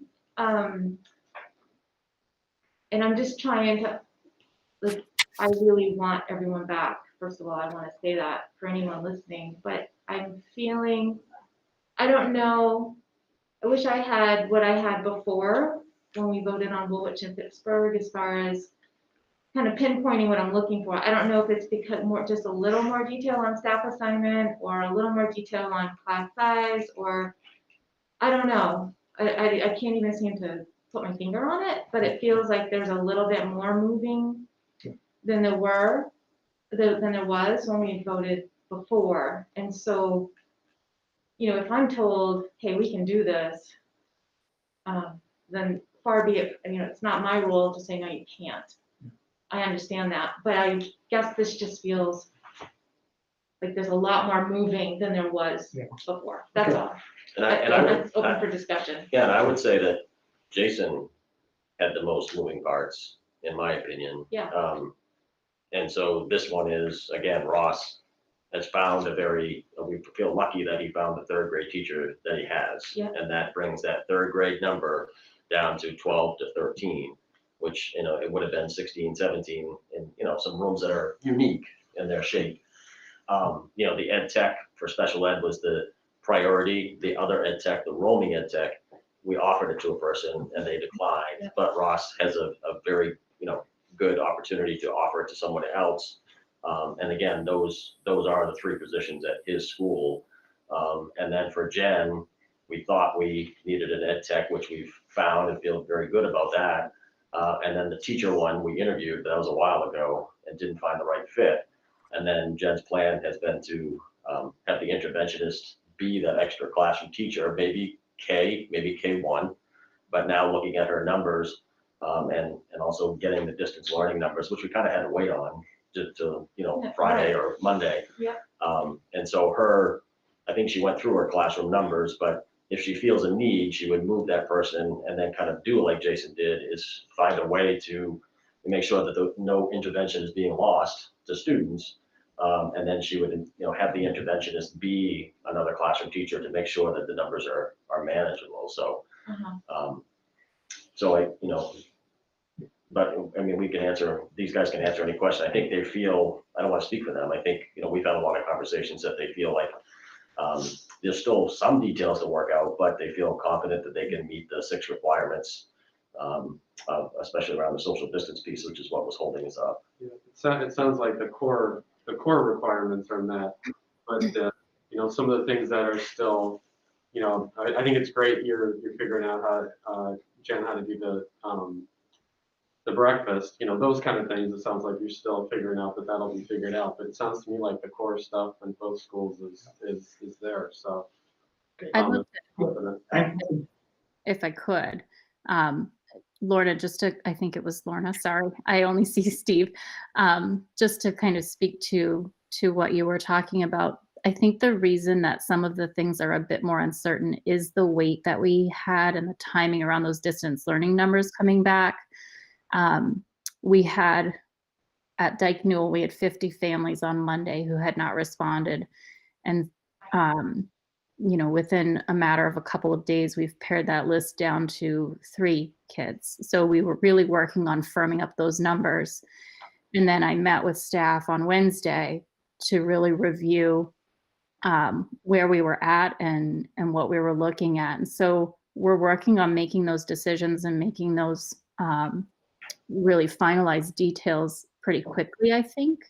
It will definitely be a benefit to have that week after the break to pull the last strings together and make sure we're ready to go. But that survey feedback was pretty critical for informing class sizes and staffing needs. And so just the waiting around that makes it a little tricky to give you an absolute answer quite yet about, will I be moving Shallon Herson to be a new classroom teacher? And will that group be K or K1, or will we be continuing with our current classes? Okay. And I was wondering when I was listening, it does seem like, and let me know if it's not the case, it does seem with Dyke Newell and Fisher Mitchell, our population does seem to swing a lot more than Woolwich. And perhaps would you say that is an overgeneralization? I don't know how the enrollment changes at Woolwich on a given basis, but I will say at Dyke Newell, it can be a pretty, well, not a wild ride, but the numbers can change pretty dramatically within a grade level in a matter of a month or two. We may get 5 or 6 kiddos move into a grade level, which in a really big school, that's not a big difference. But in a year like this year, when you are looking at spacing requirements and social distancing and kind of max capacity, it is something that we need to think about. And to Ross's credit and Jen's credit, they have had conversations, and we won't go into detail tonight about them, but if there was a big bubble from this data on remote, coming back in person, where would you go next? What would be your next step? And so, and that's, that would be possible to do as well as a backup plan. So. Okay, I want to keep focus on this item on the agenda as kind of the information gathering. We do have item 13 when we can have that discussion of how we want to proceed. And is it 8? Do we have And it's 8 o'clock, so housekeeping, thanks for the we do need a motion and a vote. I'll make a motion to extend the meeting beyond 8. Okay, we have a motion by Lorna, second by Jennifer. Bill, are you still with us? Okay, he was having trouble, he dropped off. So we won't call a roll. All in favor of extending the meeting? Any opposed? Thank you very much. Okay, again, keeping the focus on the facts, not on a discussion at this point. Jennifer, you have? I guess I have a question for both Ross and Jen. Have you surveyed your staff, your teaching staff, and do you feel that your teaching staff, even with these outstanding issues, is prepared, and did they tell you that they are capable of implementing their full curriculums with the change back to full in-person instruction? Does any of your staff have concerns or reservations about being able to do this? Well, I would say that's a kind of loaded question. I would say that my whole staff on the one hand would like to stay hybrid, and my whole staff on the other hand would like the kids back. Where it's not an ideal situation to be in, but we can we can do it. Things are going to be, different. Teachers who are used to working with collaboratively, it's all of that. Whether it's half the kids or all the kids, is going to be harder. Doing your guided reading groups is harder. It doesn't mean we can't teach the reading. It's just different. So I think some are confident and excited. Some are more nervous. I did not, do a survey monkey of where people are specifically. I'm not sure that answers your question. And I'm full curriculum. I mean, we've had that conversation that, we're not, even in a hybrid schedule or full, we're probably not going to be getting through. Not full. I guess I'm just looking for the feedback of the teaching staff with all the outstanding issues. How, and I asked that of Jason, when he went back, and I asked that of Pittsburgh as well. So it's the same question. I want to know the feedback of the people actually responsible for executing the education, and also all the little things that may be little to everybody else are huge to a classroom teacher, can completely derail a day or an ability to be effective in education. And so, how little a detail is, I think, is the perspective of the person who either is considering it or has to live with it. So I guess my question to Jen would be, what is the feedback from your teaching staff regarding Jen, before Jen goes, if I'm understanding you correctly, I think so. Like, as an example, one of the concerns the teachers have is getting their kids their hands washed prior to going to lunch, getting the kids lined up, things like that. So one of the solutions we have is, and we have the staff to do this, is you have somebody walk down, the kids within the hour within the room, they rotate through washing their hands, so they're not all rushing to do it at the same time. And then the teacher dismisses, not the teacher, an ed tech will dismiss the class to the cafeteria, one row, one kid at a time. There's people stationed in the hallway, and so the kids can go through, and we don't have to worry about a massive line. Another option is to basically stagger when the kids go within by a minute, and just so they can get in there without having to wait behind another classroom. So it's those little things of trying to decide which is the best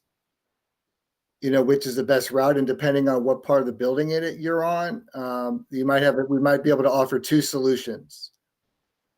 Does that make sense? But I would say that the biggest concerns have to do with lining the kids up, getting them down the hallway.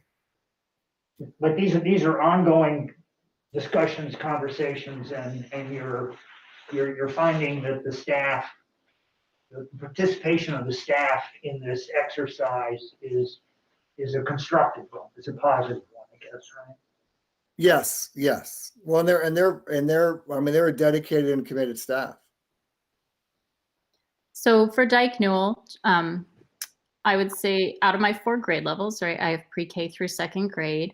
I'd say 2 grade levels at least are completely 100% ready, eager, and looking forward very much to having all the kids back. The other 2 grade levels are also motivated and positive and enthusiastic and want the kids back.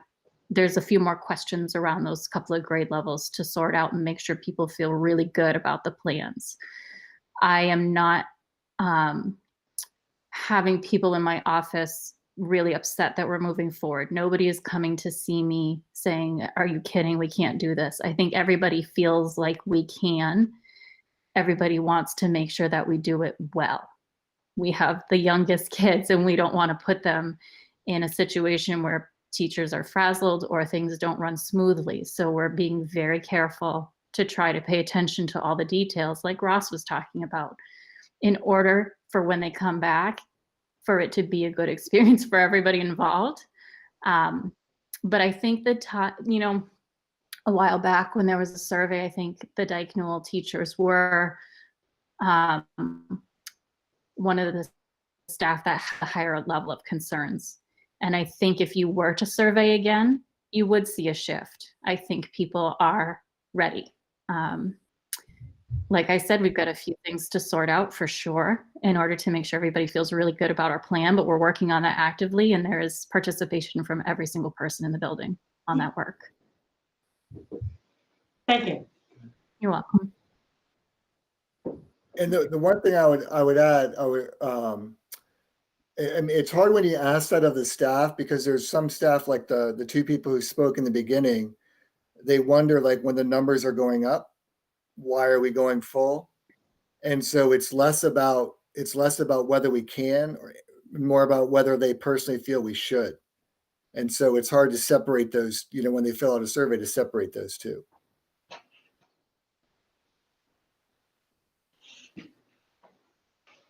Understood that. Any questions? Any further questions? Yeah. Okay. Thanks. You guys are going to stay on with us, obviously. Yep. I'm talking about Jen and us. So. Okay. 11 point. We'll take a brief interlude here. 11.0 Superintendent's Report. Yeah, I'll be brief. Ski Club, you received that letter asking, requesting funding from the current budget to be able to help even more students take advantage of skiing and snowboarding. And, the funding was requested for reducing ticket rental prices, transportation costs, and to host a Learn to Ski Day. And, I just felt it was probably a better move if we reached out to try to find some outside funding for that, because, even though we may not be spending as much on athletics, we also are spending money in other areas, but this is a very good cause. And it's great that we have students that are advocating for this. So we went out and we were able to obtain some outside funding, thanks to the support of Davenport Trust, to help meet their needs. And I'd also like to thank Bath Bus Service, because they're willing to transport students multiple times to different mountains in the future. So I know Mr. Priest will be working with the student leaders to make this happen. So again, thank you to the students and also to the donors that have made this happen. Mohiba, thank you to the alumni, students, and staff who were able to come together from afar and make Mohiba happen remotely this year during this pandemic. And then the last thing I just would share is, just quickly, is 8th grade students in Tanya Pomeroy's English class had to do some detective work to find out the topic of their new unit. The students were presented with an antique suitcase filled with artifacts from an earlier time. Necklaces, a poem, and most strikingly, a porcelain doll with yellow skin. Using these clues, they were able to guess the theme, the yellow fever epidemic of 1793. This expedition is a direct response to the COVID-19 pandemic. A quote from the book they are reading, Fever 1793, "Will you fold or will you innovate?" is still so relevant today. What innovations will come out from this current pandemic? What are we learning to do better? And what are we learning about each other? So I just wanted to share a very timely unit of study that's drawing careful parallels between the world of 1793 and the pandemic of today to explore how disease affects culture and community. And that's all I have. Cool. Thanks. Could you just repeat the quote? Will you fold? Or innovate. Thank you. Any questions, Patrick? Thanks. I'm pleased about the ski and the ski outcomes. 11.2, Deb, are you out there? I am out here. Always So, good. can you hear me? We can. Yeah. So tonight in your packet is the finance report for November 30th. We are 5 months into the year, 3 months of the full teaching staff. And at this point, we're a little bit over, we spent a little bit over $14 million. We've brought in 46% of our revenue. And basically, one thing I just want to let you know is that at the end of December, I'll be able to do the encumbrance entry after people are no longer being funded with CRF unless we hear something different. But that way I can project out for the rest of the year, at least on salary and benefits. And we'll definitely have a clearer picture of, you know, where we feel that we'll be at the end of the year. Another thing is the audit is complete, and Hank is planning on coming to the Finance Committee meeting on January 14th. I will have all the audits there at that point in time. Morse High School, we're under $10 million as far as completing that project. So things are moving along, and Ron's making sure we spend all our money. The last thing, I just want to also say thank you to Megan for service. It's been a pleasure working with her, and I will miss her during support negotiations. So another board member, you can get ready. Move on, is what she said. Move on. Yes, continue on. Keep on keeping on. Thanks, Deb. That's it.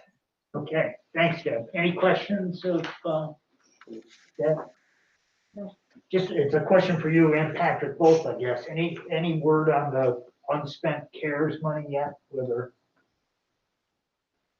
Well, basically, we're just spending the original ones that they gave us, but we haven't received any notification that it's going to be extended. Yeah. We hope to hear by the end of the week. That's what we were told today. Okay, thank you very much, Deb. You're welcome. Okay, item 12.0, old business, nothing listed, I guess, so we'll pass that one. 13.0, new business. Okay, so 13.1 is an action item, and it's considering 100% in-person return for Dyke Newell and Fisher Mitchell. Jen and Ross are still on the line for clarification on anything we've heard, but this is our opportunity to discuss this action. Well, I open it for questions, discussion. Steve, just clarity. So we're looking at Ross and Jen. We were looking at both of you going January 11th. That's the target. Yes. Yes. And your target for ironing out, I mean, understanding now I'm getting a bigger picture on your enrollment numbers, just really coming in and being fresh, looking to iron out whatever you can before break. Yes. Absolutely. Yes. Okay. And the start and stop, you're going to have to cycle the bus runs just like Woolwich did. So that's all, as far as you know, that's all on board. Yep, we've already talked with Bath Bus. They've assured us that they can make those runs work, and I believe they have done some test runs to like double check. So you had 50 that you hadn't heard from at the beginning of the week, and you've already got it down to 3? Yes. Yep. Great work on your part. Kim was a immeasurable help in that as well. Kim Burgess in my office. Did you know, I'm just curious, did people not, like, did anyone offer why? Did they just not get to it or not get the communication? Why? There was a few different things. So some people just didn't respond. They didn't know what they wanted to do. Some people had responded for a sibling, and for whatever reason, the other child's response just didn't trickle through the filter to us. A few people, it did go to their spam folder. Yeah. Some people, even though we've stressed how important it is, they don't check their email. And so it took a phone call from us for them to really know what was going on. So there was a variety of reasons on our end. Okay. And I would add that, I mean, all the parents that we called, because I think we had about close to 52, that if we left a message, they were pretty quick to call back. Like, people in general weren't leaving us hanging. We have 5 families left that we still haven't reached, but in general, and they were, they were apologetic for a variety of reasons of why they didn't fill it out. Mm-hmm. Okay. Thank you. So I have a question. So obviously, it's sounding like, you've got, you're pretty well organized and, figuring out the logistical details, and you've got your six core things, down. Is Dr. Hannah online? I just assume that she might be. If she is, I just wondered, just in terms of everything we're hearing, obviously we've been moving one school after another, and I would support that if everything continues with the logistics and everything that they should open January 11th. But I'd just like to hear. I'm assuming when we hear from everything from the wiping down everything, the clean air, everything, all the hard work everybody's doing, that having the kids in every day is probably the safest place for them to be. At least that would be, one hypothesis. So I just wondered if Dr. Hannah's on, if she wanted to speak to that at all before we make a motion. There. Maybe she's not, I saw her name, but. It's okay. Keep talking. Okay, we'll get her. Let's find. We'll get her. She just popped back in. I think she lost the meeting for a second, but my window says she's back on. I'm back on now. I don't know if you can hear me. Yeah, sorry about that. Did you hear the question? I did hear the question. Yeah. Do you mind weighing in on that? I certainly. I do still agree that the best place for the kids is in the school. I heard a couple of times that you've said some of the families have decided not to participate because they were worried about general rates in the community, but really we are still in an enviable position. When you look at the state of Maine, we are the third lowest in the country. Saginaw is very low in the state of Maine, so we only have 3 other counties that are lower than us in terms of percent positivity rate. We're higher than we were a month ago. Last month, we were at a 2.69% positivity rate. We're 3% positivity rate right now. So, we're not going in the right direction, but we also haven't bumped very much. And, if we can get kids back in school, it's better for them academically. It's much better for them emotionally. And then from an infection perspective, especially for these younger kids, if they're not in school, they may be going to daycare and be at risk in daycare. So, I think that, trying to move forward with getting them in school certainly makes sense still. So I would still support that from a medical perspective. Thank you. Okay, thanks, Dr. Hannah. Jennifer? First question is for Dr. Hannah. Thank you so much for your help. I was listening to Dr. Shaw's report today, and of all the outbreaks, most of them were in school. Did you happen to hear his report today? No, I did not. I was impatient. Understandable. So I had a vacation day from work. So it was, I often talk about we have to do what's good for us here and not compare it to other places. So I thank you for your information about Saginaw. I think that is truly the most important thing to us. It was, though, alarming that when he made the long list of I'm not sure if the word outbreak is correct or not, but where he had to do investigations, I probably not using the correct vocabulary, but they were schools all across the state. So I guess that's my concern, and I just didn't know if you had any input for us in terms of, what our ability is, or how we decide that this isn't going, that the number of COVID cases and our availability of our medical facilities in the area are getting maxed. And we're going into the direction of having more contact, maybe, how do you measure that for your patients, or how do you talk to parents about stuff like this? So I guess I want to make sure that I understand the question. So you're talking about whether or not schools would increase the likelihood that we would put a strain on the healthcare system in Maine? Is that what you were asking? Yes. Yeah. So for a hospital specifically here, yeah. Yeah. So when you look at kids being in school, and they've looked at this in lots of different places. So in the United States, outside of the United States, schools are generally not the drivers of increased rates in a given state or community.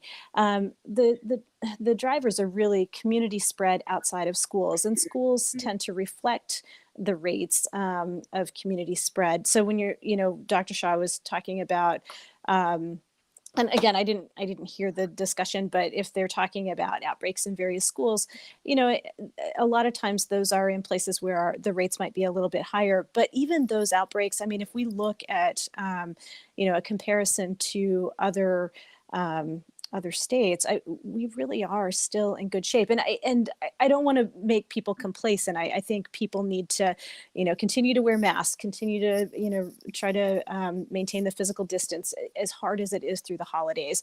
But we are really lucky right now. We're in, our hospitalization rates have gone up, but we are not at capacity yet. But even so, opening up a school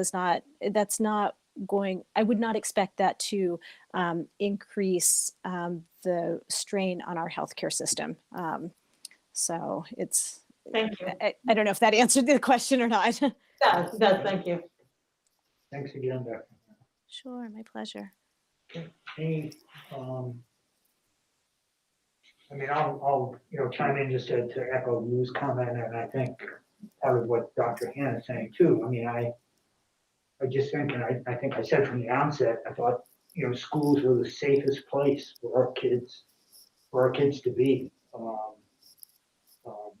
The fact that, we've had a couple of incidences of COVID. I think they've all been at Morse, right? That we've had, but those cases have not been attributed to any spread within Morse. It has been largely, a family issue, and we're fortunate, again, maybe knock on wood, but because those students were isolated from their peers for a period of time, it hasn't resulted in any disruption, quarantine, except for our soccer team, of course. But, it hasn't resulted in any quarantine or disruption at that school, and I would expect, well, for no reason other than hope, I guess, I would expect that pattern to continue. We are going to see kids develop COVID. The numbers suggest that, but it's not the school environment that is causing, that is the cause of that. It's other community behaviors. So, to the question of Dyke Newell and Fisher Mitchell in terms of timing, as has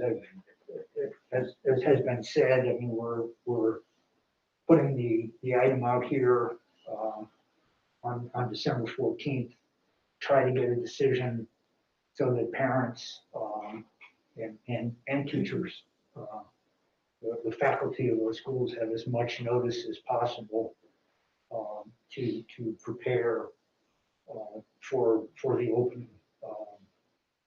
I'm not sure that we're in a different place than we were with Sandy and Jason. I distinctly remember Jason 2 days before. It seemed like it was 2 days or 3 days before he was to open, still trying to, finalize the last bit of detail. We do have the enormous benefit of the experience that Sandy and Jason went through with opening those two schools to help guide us, guide Ross and Jen and Patrick on those questions that need the most attention. Where we started, you don't know what you don't know. When we started this with Pittsburgh and then with Woolwich, we're kind of beginning to go over the edge. We know a lot of some of those unknowns and things that need to be addressed. I will agree. I think there are a lot of moving parts out there, particularly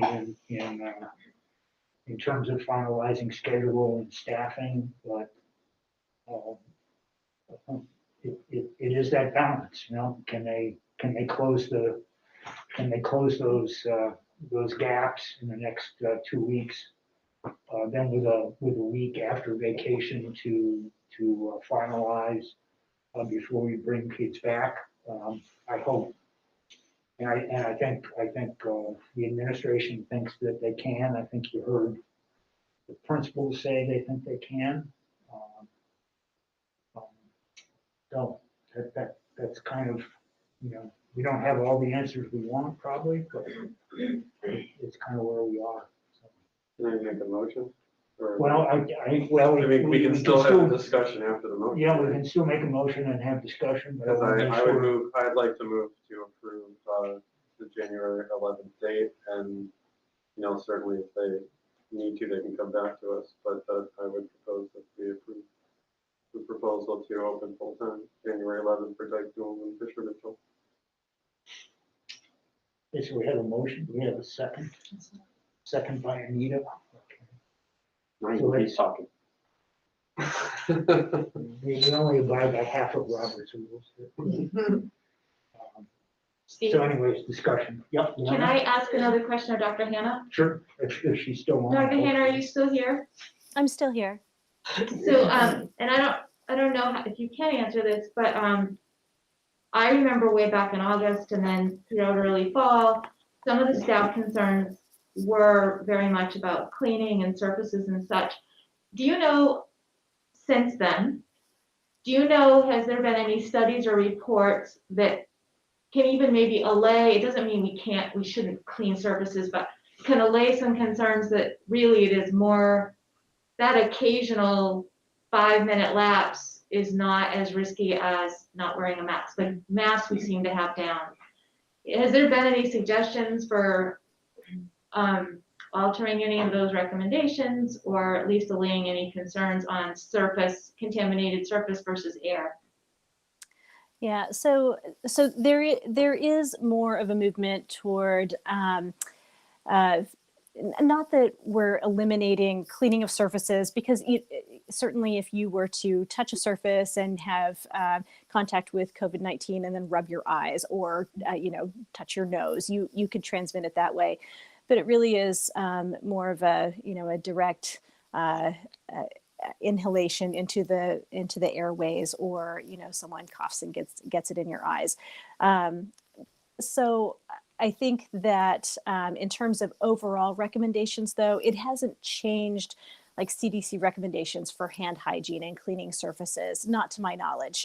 But you are correct in that, it's more of a, a concern about aerosolization and inhaling it. And that's where the masks come in and really have proven to be quite effective. Thank you. And then last, I did notice on the CDC's, it was I don't know if it was the DOE or CDC. It was CDC, Maine CDC data. I wish they would do under 20, like provide those stats, and they don't. I don't know if it's due to privacy or what, but do you know if that's out there? Is there anywhere else I can look, or is it just, because it's really hard to pull student data when they only do 20 and less. I know, I would agree with you. Yeah, our state is one of those that just does 20 or less. And so I don't have direct information about what it is overall in various age groups. I can just say, anecdotally in the office with what I'm seeing, generally it's teenagers. If we're having positives, it's not as much the younger kids, but that's just the patients that I happen to have seen. So, yeah. Thank you. Hey, Steve, I'm sorry. Can I say something? Sure. So also to clarify, I think Jen and I, we have the benefit of having Sandra and Jason go through this. So some of the things that we're able to, some of the areas that we want to address, and Jason and Sandra can speak up if I'm wrong, but some of the things that we're able to, and we want to get ahead of addressing, were things that they did not necessarily foresee. So we're trying to get even further ahead with this knowledge. The other thing is, like, we're operating out of an abundance of caution, and Dr. Hanna can correct me if I'm wrong. But like as an example, what we're trying to work through are things like never having a class and a group of kids pass each other in the hallway at the same time. Now, they're all wearing masks, they're socially distanced, and they're going to pass each other for 20 seconds. That's not a risk, or whatever risk it is, it's minimal. So, but what we want to do for our comfort level is build our schedule so almost at no time or at minimal time will there be groups like that passing in the hallway. So we're not talking about coming up with solutions to issues that are large. We're trying to out of an abundance of caution, go to the extreme level of making sure everything is set like to an extreme degree. Does that make sense? Yeah. Sure. Yeah. Thanks, Ross. Comments? Jen? I guess because we've done this twice already, and because I know that we've learned a lot from the first two schools, to be honest, I would think that there would be less we're working on these issues and more things done already and resolved already by this point. This is just, in terms of the logistics that are here. So I don't know if that's a reasonable expectation or not, but just because we've been able to benefit from two more schools opening, even though they were different schools and different age groups, I would think that there would be more. So, and also I don't think for the other two schools we had, when we made the decision, and I could be wrong about this, but I didn't think that we had pending positions that we were told that needed to get unfilled at that time. I think when we voted, the staff was for all these levels were identified, and it didn't mean moving some teachers around or moving their content areas around. And I've heard from Jen that maybe she needs to relocate some staff. Maybe that decision hasn't yet been made. I'm hoping that there's enough time between when we're changing a teaching position or teaching requirements for the teacher to be able to be sufficiently prepared to be able to safely deliver education. I hope there's enough time space there for teachers to know what they have to do and have those decisions made. But like I did, before, if Patrick from the administration level says that you're ready and the principals are saying you're ready, that's the shoulders I'm putting the responsibility of making this decision. If you tell us that, all I can do as a board member is hear that all of the leadership involved is saying they can do this safely. And that's how I'll make my decision, even if I have questions. That's as low as I can go. My understanding is my responsibility is to listen to the leadership and ask good questions. So I would feel a lot more comfortable if there were less unknowns, even if they're small details about how to do this. But and I'm concerned that I've heard that several comments about this issue of being concerned that we're getting into a period now, or we're approaching a period where people could get a lot more COVID and become sick, and there could be a lot more difficulties in keeping kids and teachers safe. Yet we're going towards a time when we're putting them in more contact with each other. So it's hard. I also balance the incredibly sad thing that happened in Brunswick, and I don't want any child to be left in a place where they need so much their school and their teachers. So I carry that very heavy in my heart, and I want the our children to have their schools and their teachers. So that's why I am putting this responsibility of getting all of these details taken care of in time. I'm going to put them on the building principals for shoulders and Patrick's shoulders to do. I guess my last question would be, is there anything that would cause you to want to delay this? Because we're not going to see you again. So do you know in your head, if you don't tell me, do you know that there is a thing that would say, no, we're not ready, and you and Patrick would discuss that, and Patrick would come to us for a special meeting or something, right? I think at this point, there's a level of trust that, we can't know every single detail. I mean, we've got a pretty good handle on it. I think the goal of January 11th, the thing that would make that impossible would be having one of the staff members that we've offered a position to, that they've accepted, that they, call us and they can't take the position for some reason. Okay. That would put us, I mean, that would be a stopper to this plan. Okay, that's good to know. Thank you. So. We missed one of the 6 trigger points, those 6 parameters. But I think the only staff person that is a little unknown right now that Ross is confident that he can fill is that one, again, I call it rolling, but to enforce the social distancing around the whole school, that he has a backup plan for that. And I would think in the next couple of days that he would have an answer to that. So. And so taking again, that behavioral specialist and putting them in the classroom makes me, again, I hope that doesn't, we work so hard to get those resources were so necessary. We worked so hard to get them, and then to pull them away from any student need or any teacher need is just like moving the middle school staff member at Woolwich, where, we're but again, changing things. I think the plan at Woolwich, and again, I don't want to get on the weeds on this, but the plan at Woolwich for intervention has worked seamlessly. I mean, according to Jason, I mean, the students are still getting their services. Yeah. Jen's, Jen would be, would be looking to do the same thing. So. Okay. All right.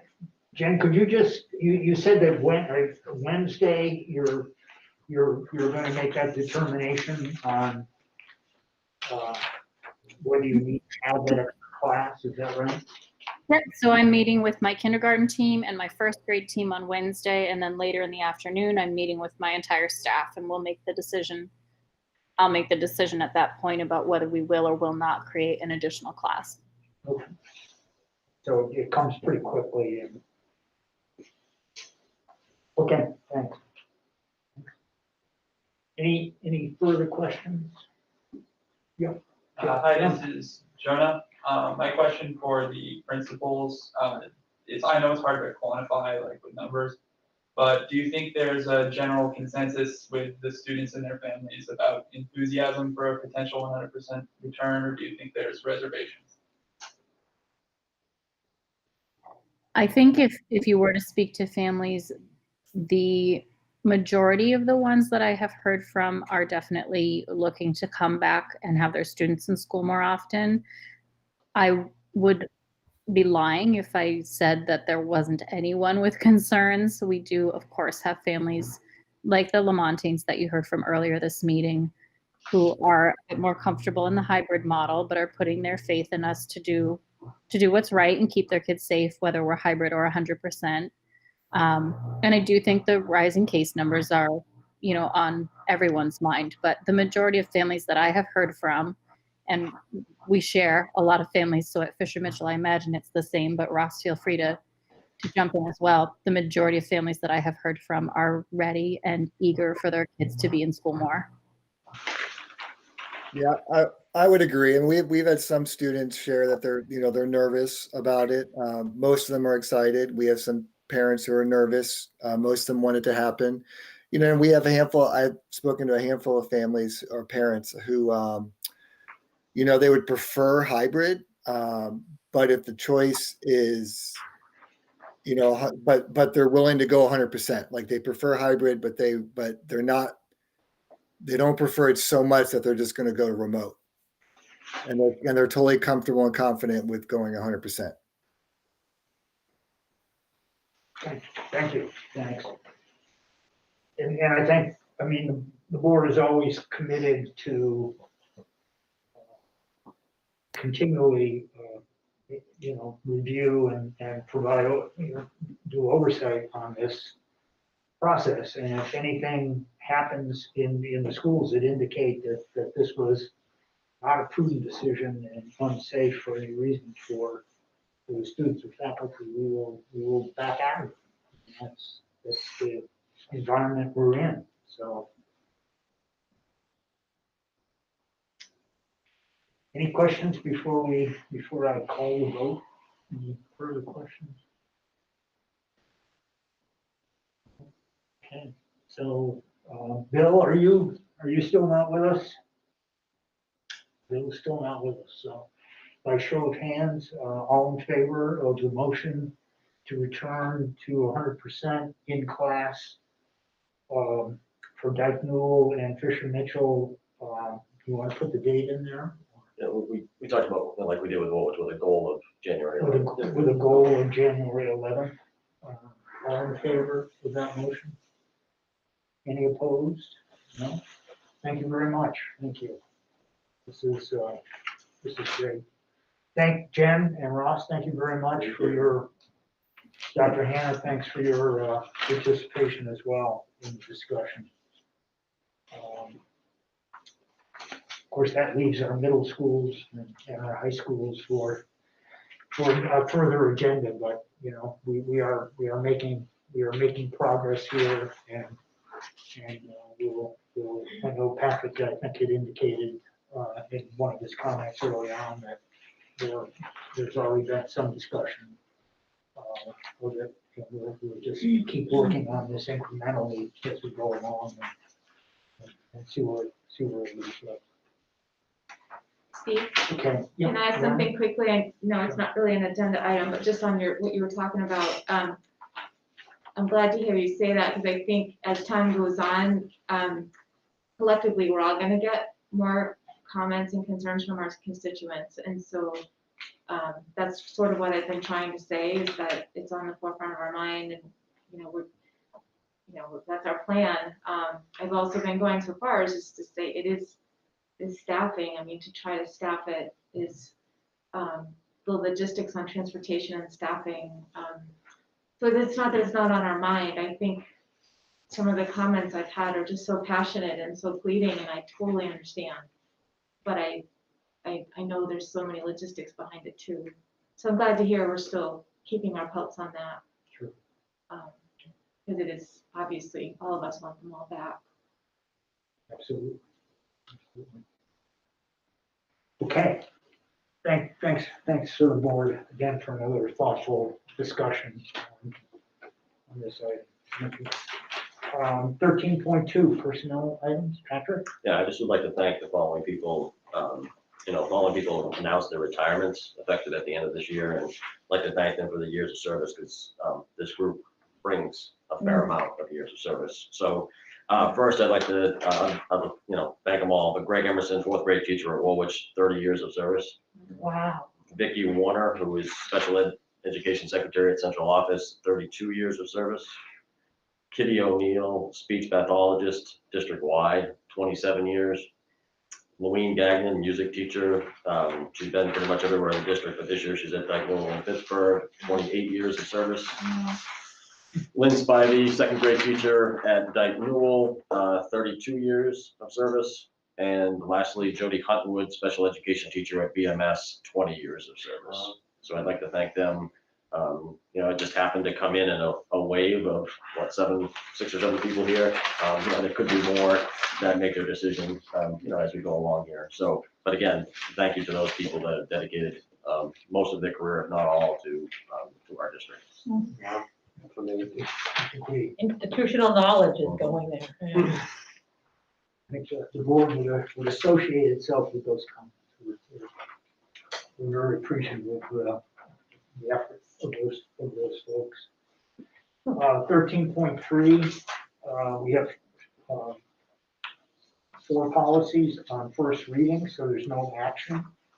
13.3A, ADC, tobacco-free schools. I'll list them all and then go back if anyone has any questions. ADC is tobacco-free schools, use and possession of tobacco and electronic smoking devices.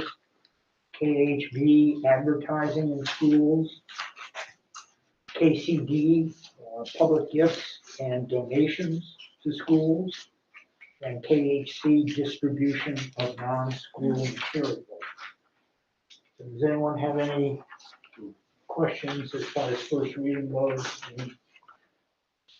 Next, we're going to lose Megan on the policy. Aren't you? You're on policy. I am on policy. Continue on, my friend. It's our last chance to take a shot at Megan. Any question? I do have just a quick comment on the KCD public gifts and donations to schools, since we made an effort to reactivate the committee that looks at that. I wonder if we should not put a reference to the committee as part of the policy. What do you mean committee? What's that? What do you mean committee? Whether a committee to look at gifts, naming. Oh. Not so much gifts, but naming. I'll talk to Jen. You're still, I'll talk to Jen about it. Okay, any questions or comments on these? This will come back at our next board meeting for action. Item 14.0, next meeting date, location. You all received a draft of the budget schedule from Patrick. If you had comments, he asked for comments back. So we could finalize that schedule. There will be, before our January meeting on the 25th, we do intend to get together in a board retreat, as we do every year, and talk about goals. So we'll call that meeting sometime before the 25th. Can we do that remotely? Yeah, you're talking about the budget agenda, right? Yeah. I'm talking about No, goals. that's it. But around budget. Oh, yeah. Yeah, so yeah, we had it set for the 14th, and I think we probably will have to do it remotely, or we may have to just have, yeah, I think that's probably gonna be the best way to do it, because we can't just have one person come in at a time. It would just, yeah, the discussion wouldn't be as good. So we'll make sure that we do it remotely. Because we have that one, that's the 14th. I think it's the 14th. That's what I said. Yeah, I don't have it in front of me. And that would be the only thing that would happen between now and the next board meeting. Okay. So you'll get clarification and invitation to that before the next meeting. And although it doesn't say where the meeting will be, January 25th, I presume it will be in person here. So we're not into our rotation between buildings yet. No. So with that, any other further questions or any other business? One more, Steve. Can you remind me again, when do contract negotiations start? I know they end this year, is that right? Yeah, I mean, I've had some conversations with the associations, and, I think we were looking at maybe a February start date, so the board, needs to. Because we need to meet about kind of meetings and stuff anyway. Get together about what the team is going to look like. Yep. And, Well, that's right, that's in January, right? So we need to, we have new. But thinking forward, I think they were feeling like, maybe beginning of February was not a bad time to have the initial meeting. Yeah. Gotcha, thank you. Okay, yeah, if you have any questions on that budget schedule, get back to Patrick. If not, thanks again, Megan. Yeah, I'll say I move to adjourn this We have a motion from Megan. I'll second that. Second by Lou. All in favor? Any opposed? Okay, thank you very much. Thank you. We'll see you around. Oh, thank you guys. Thank you, Megan. Thank you. It's been fun. It was a long one, too. That was. It's been a long time.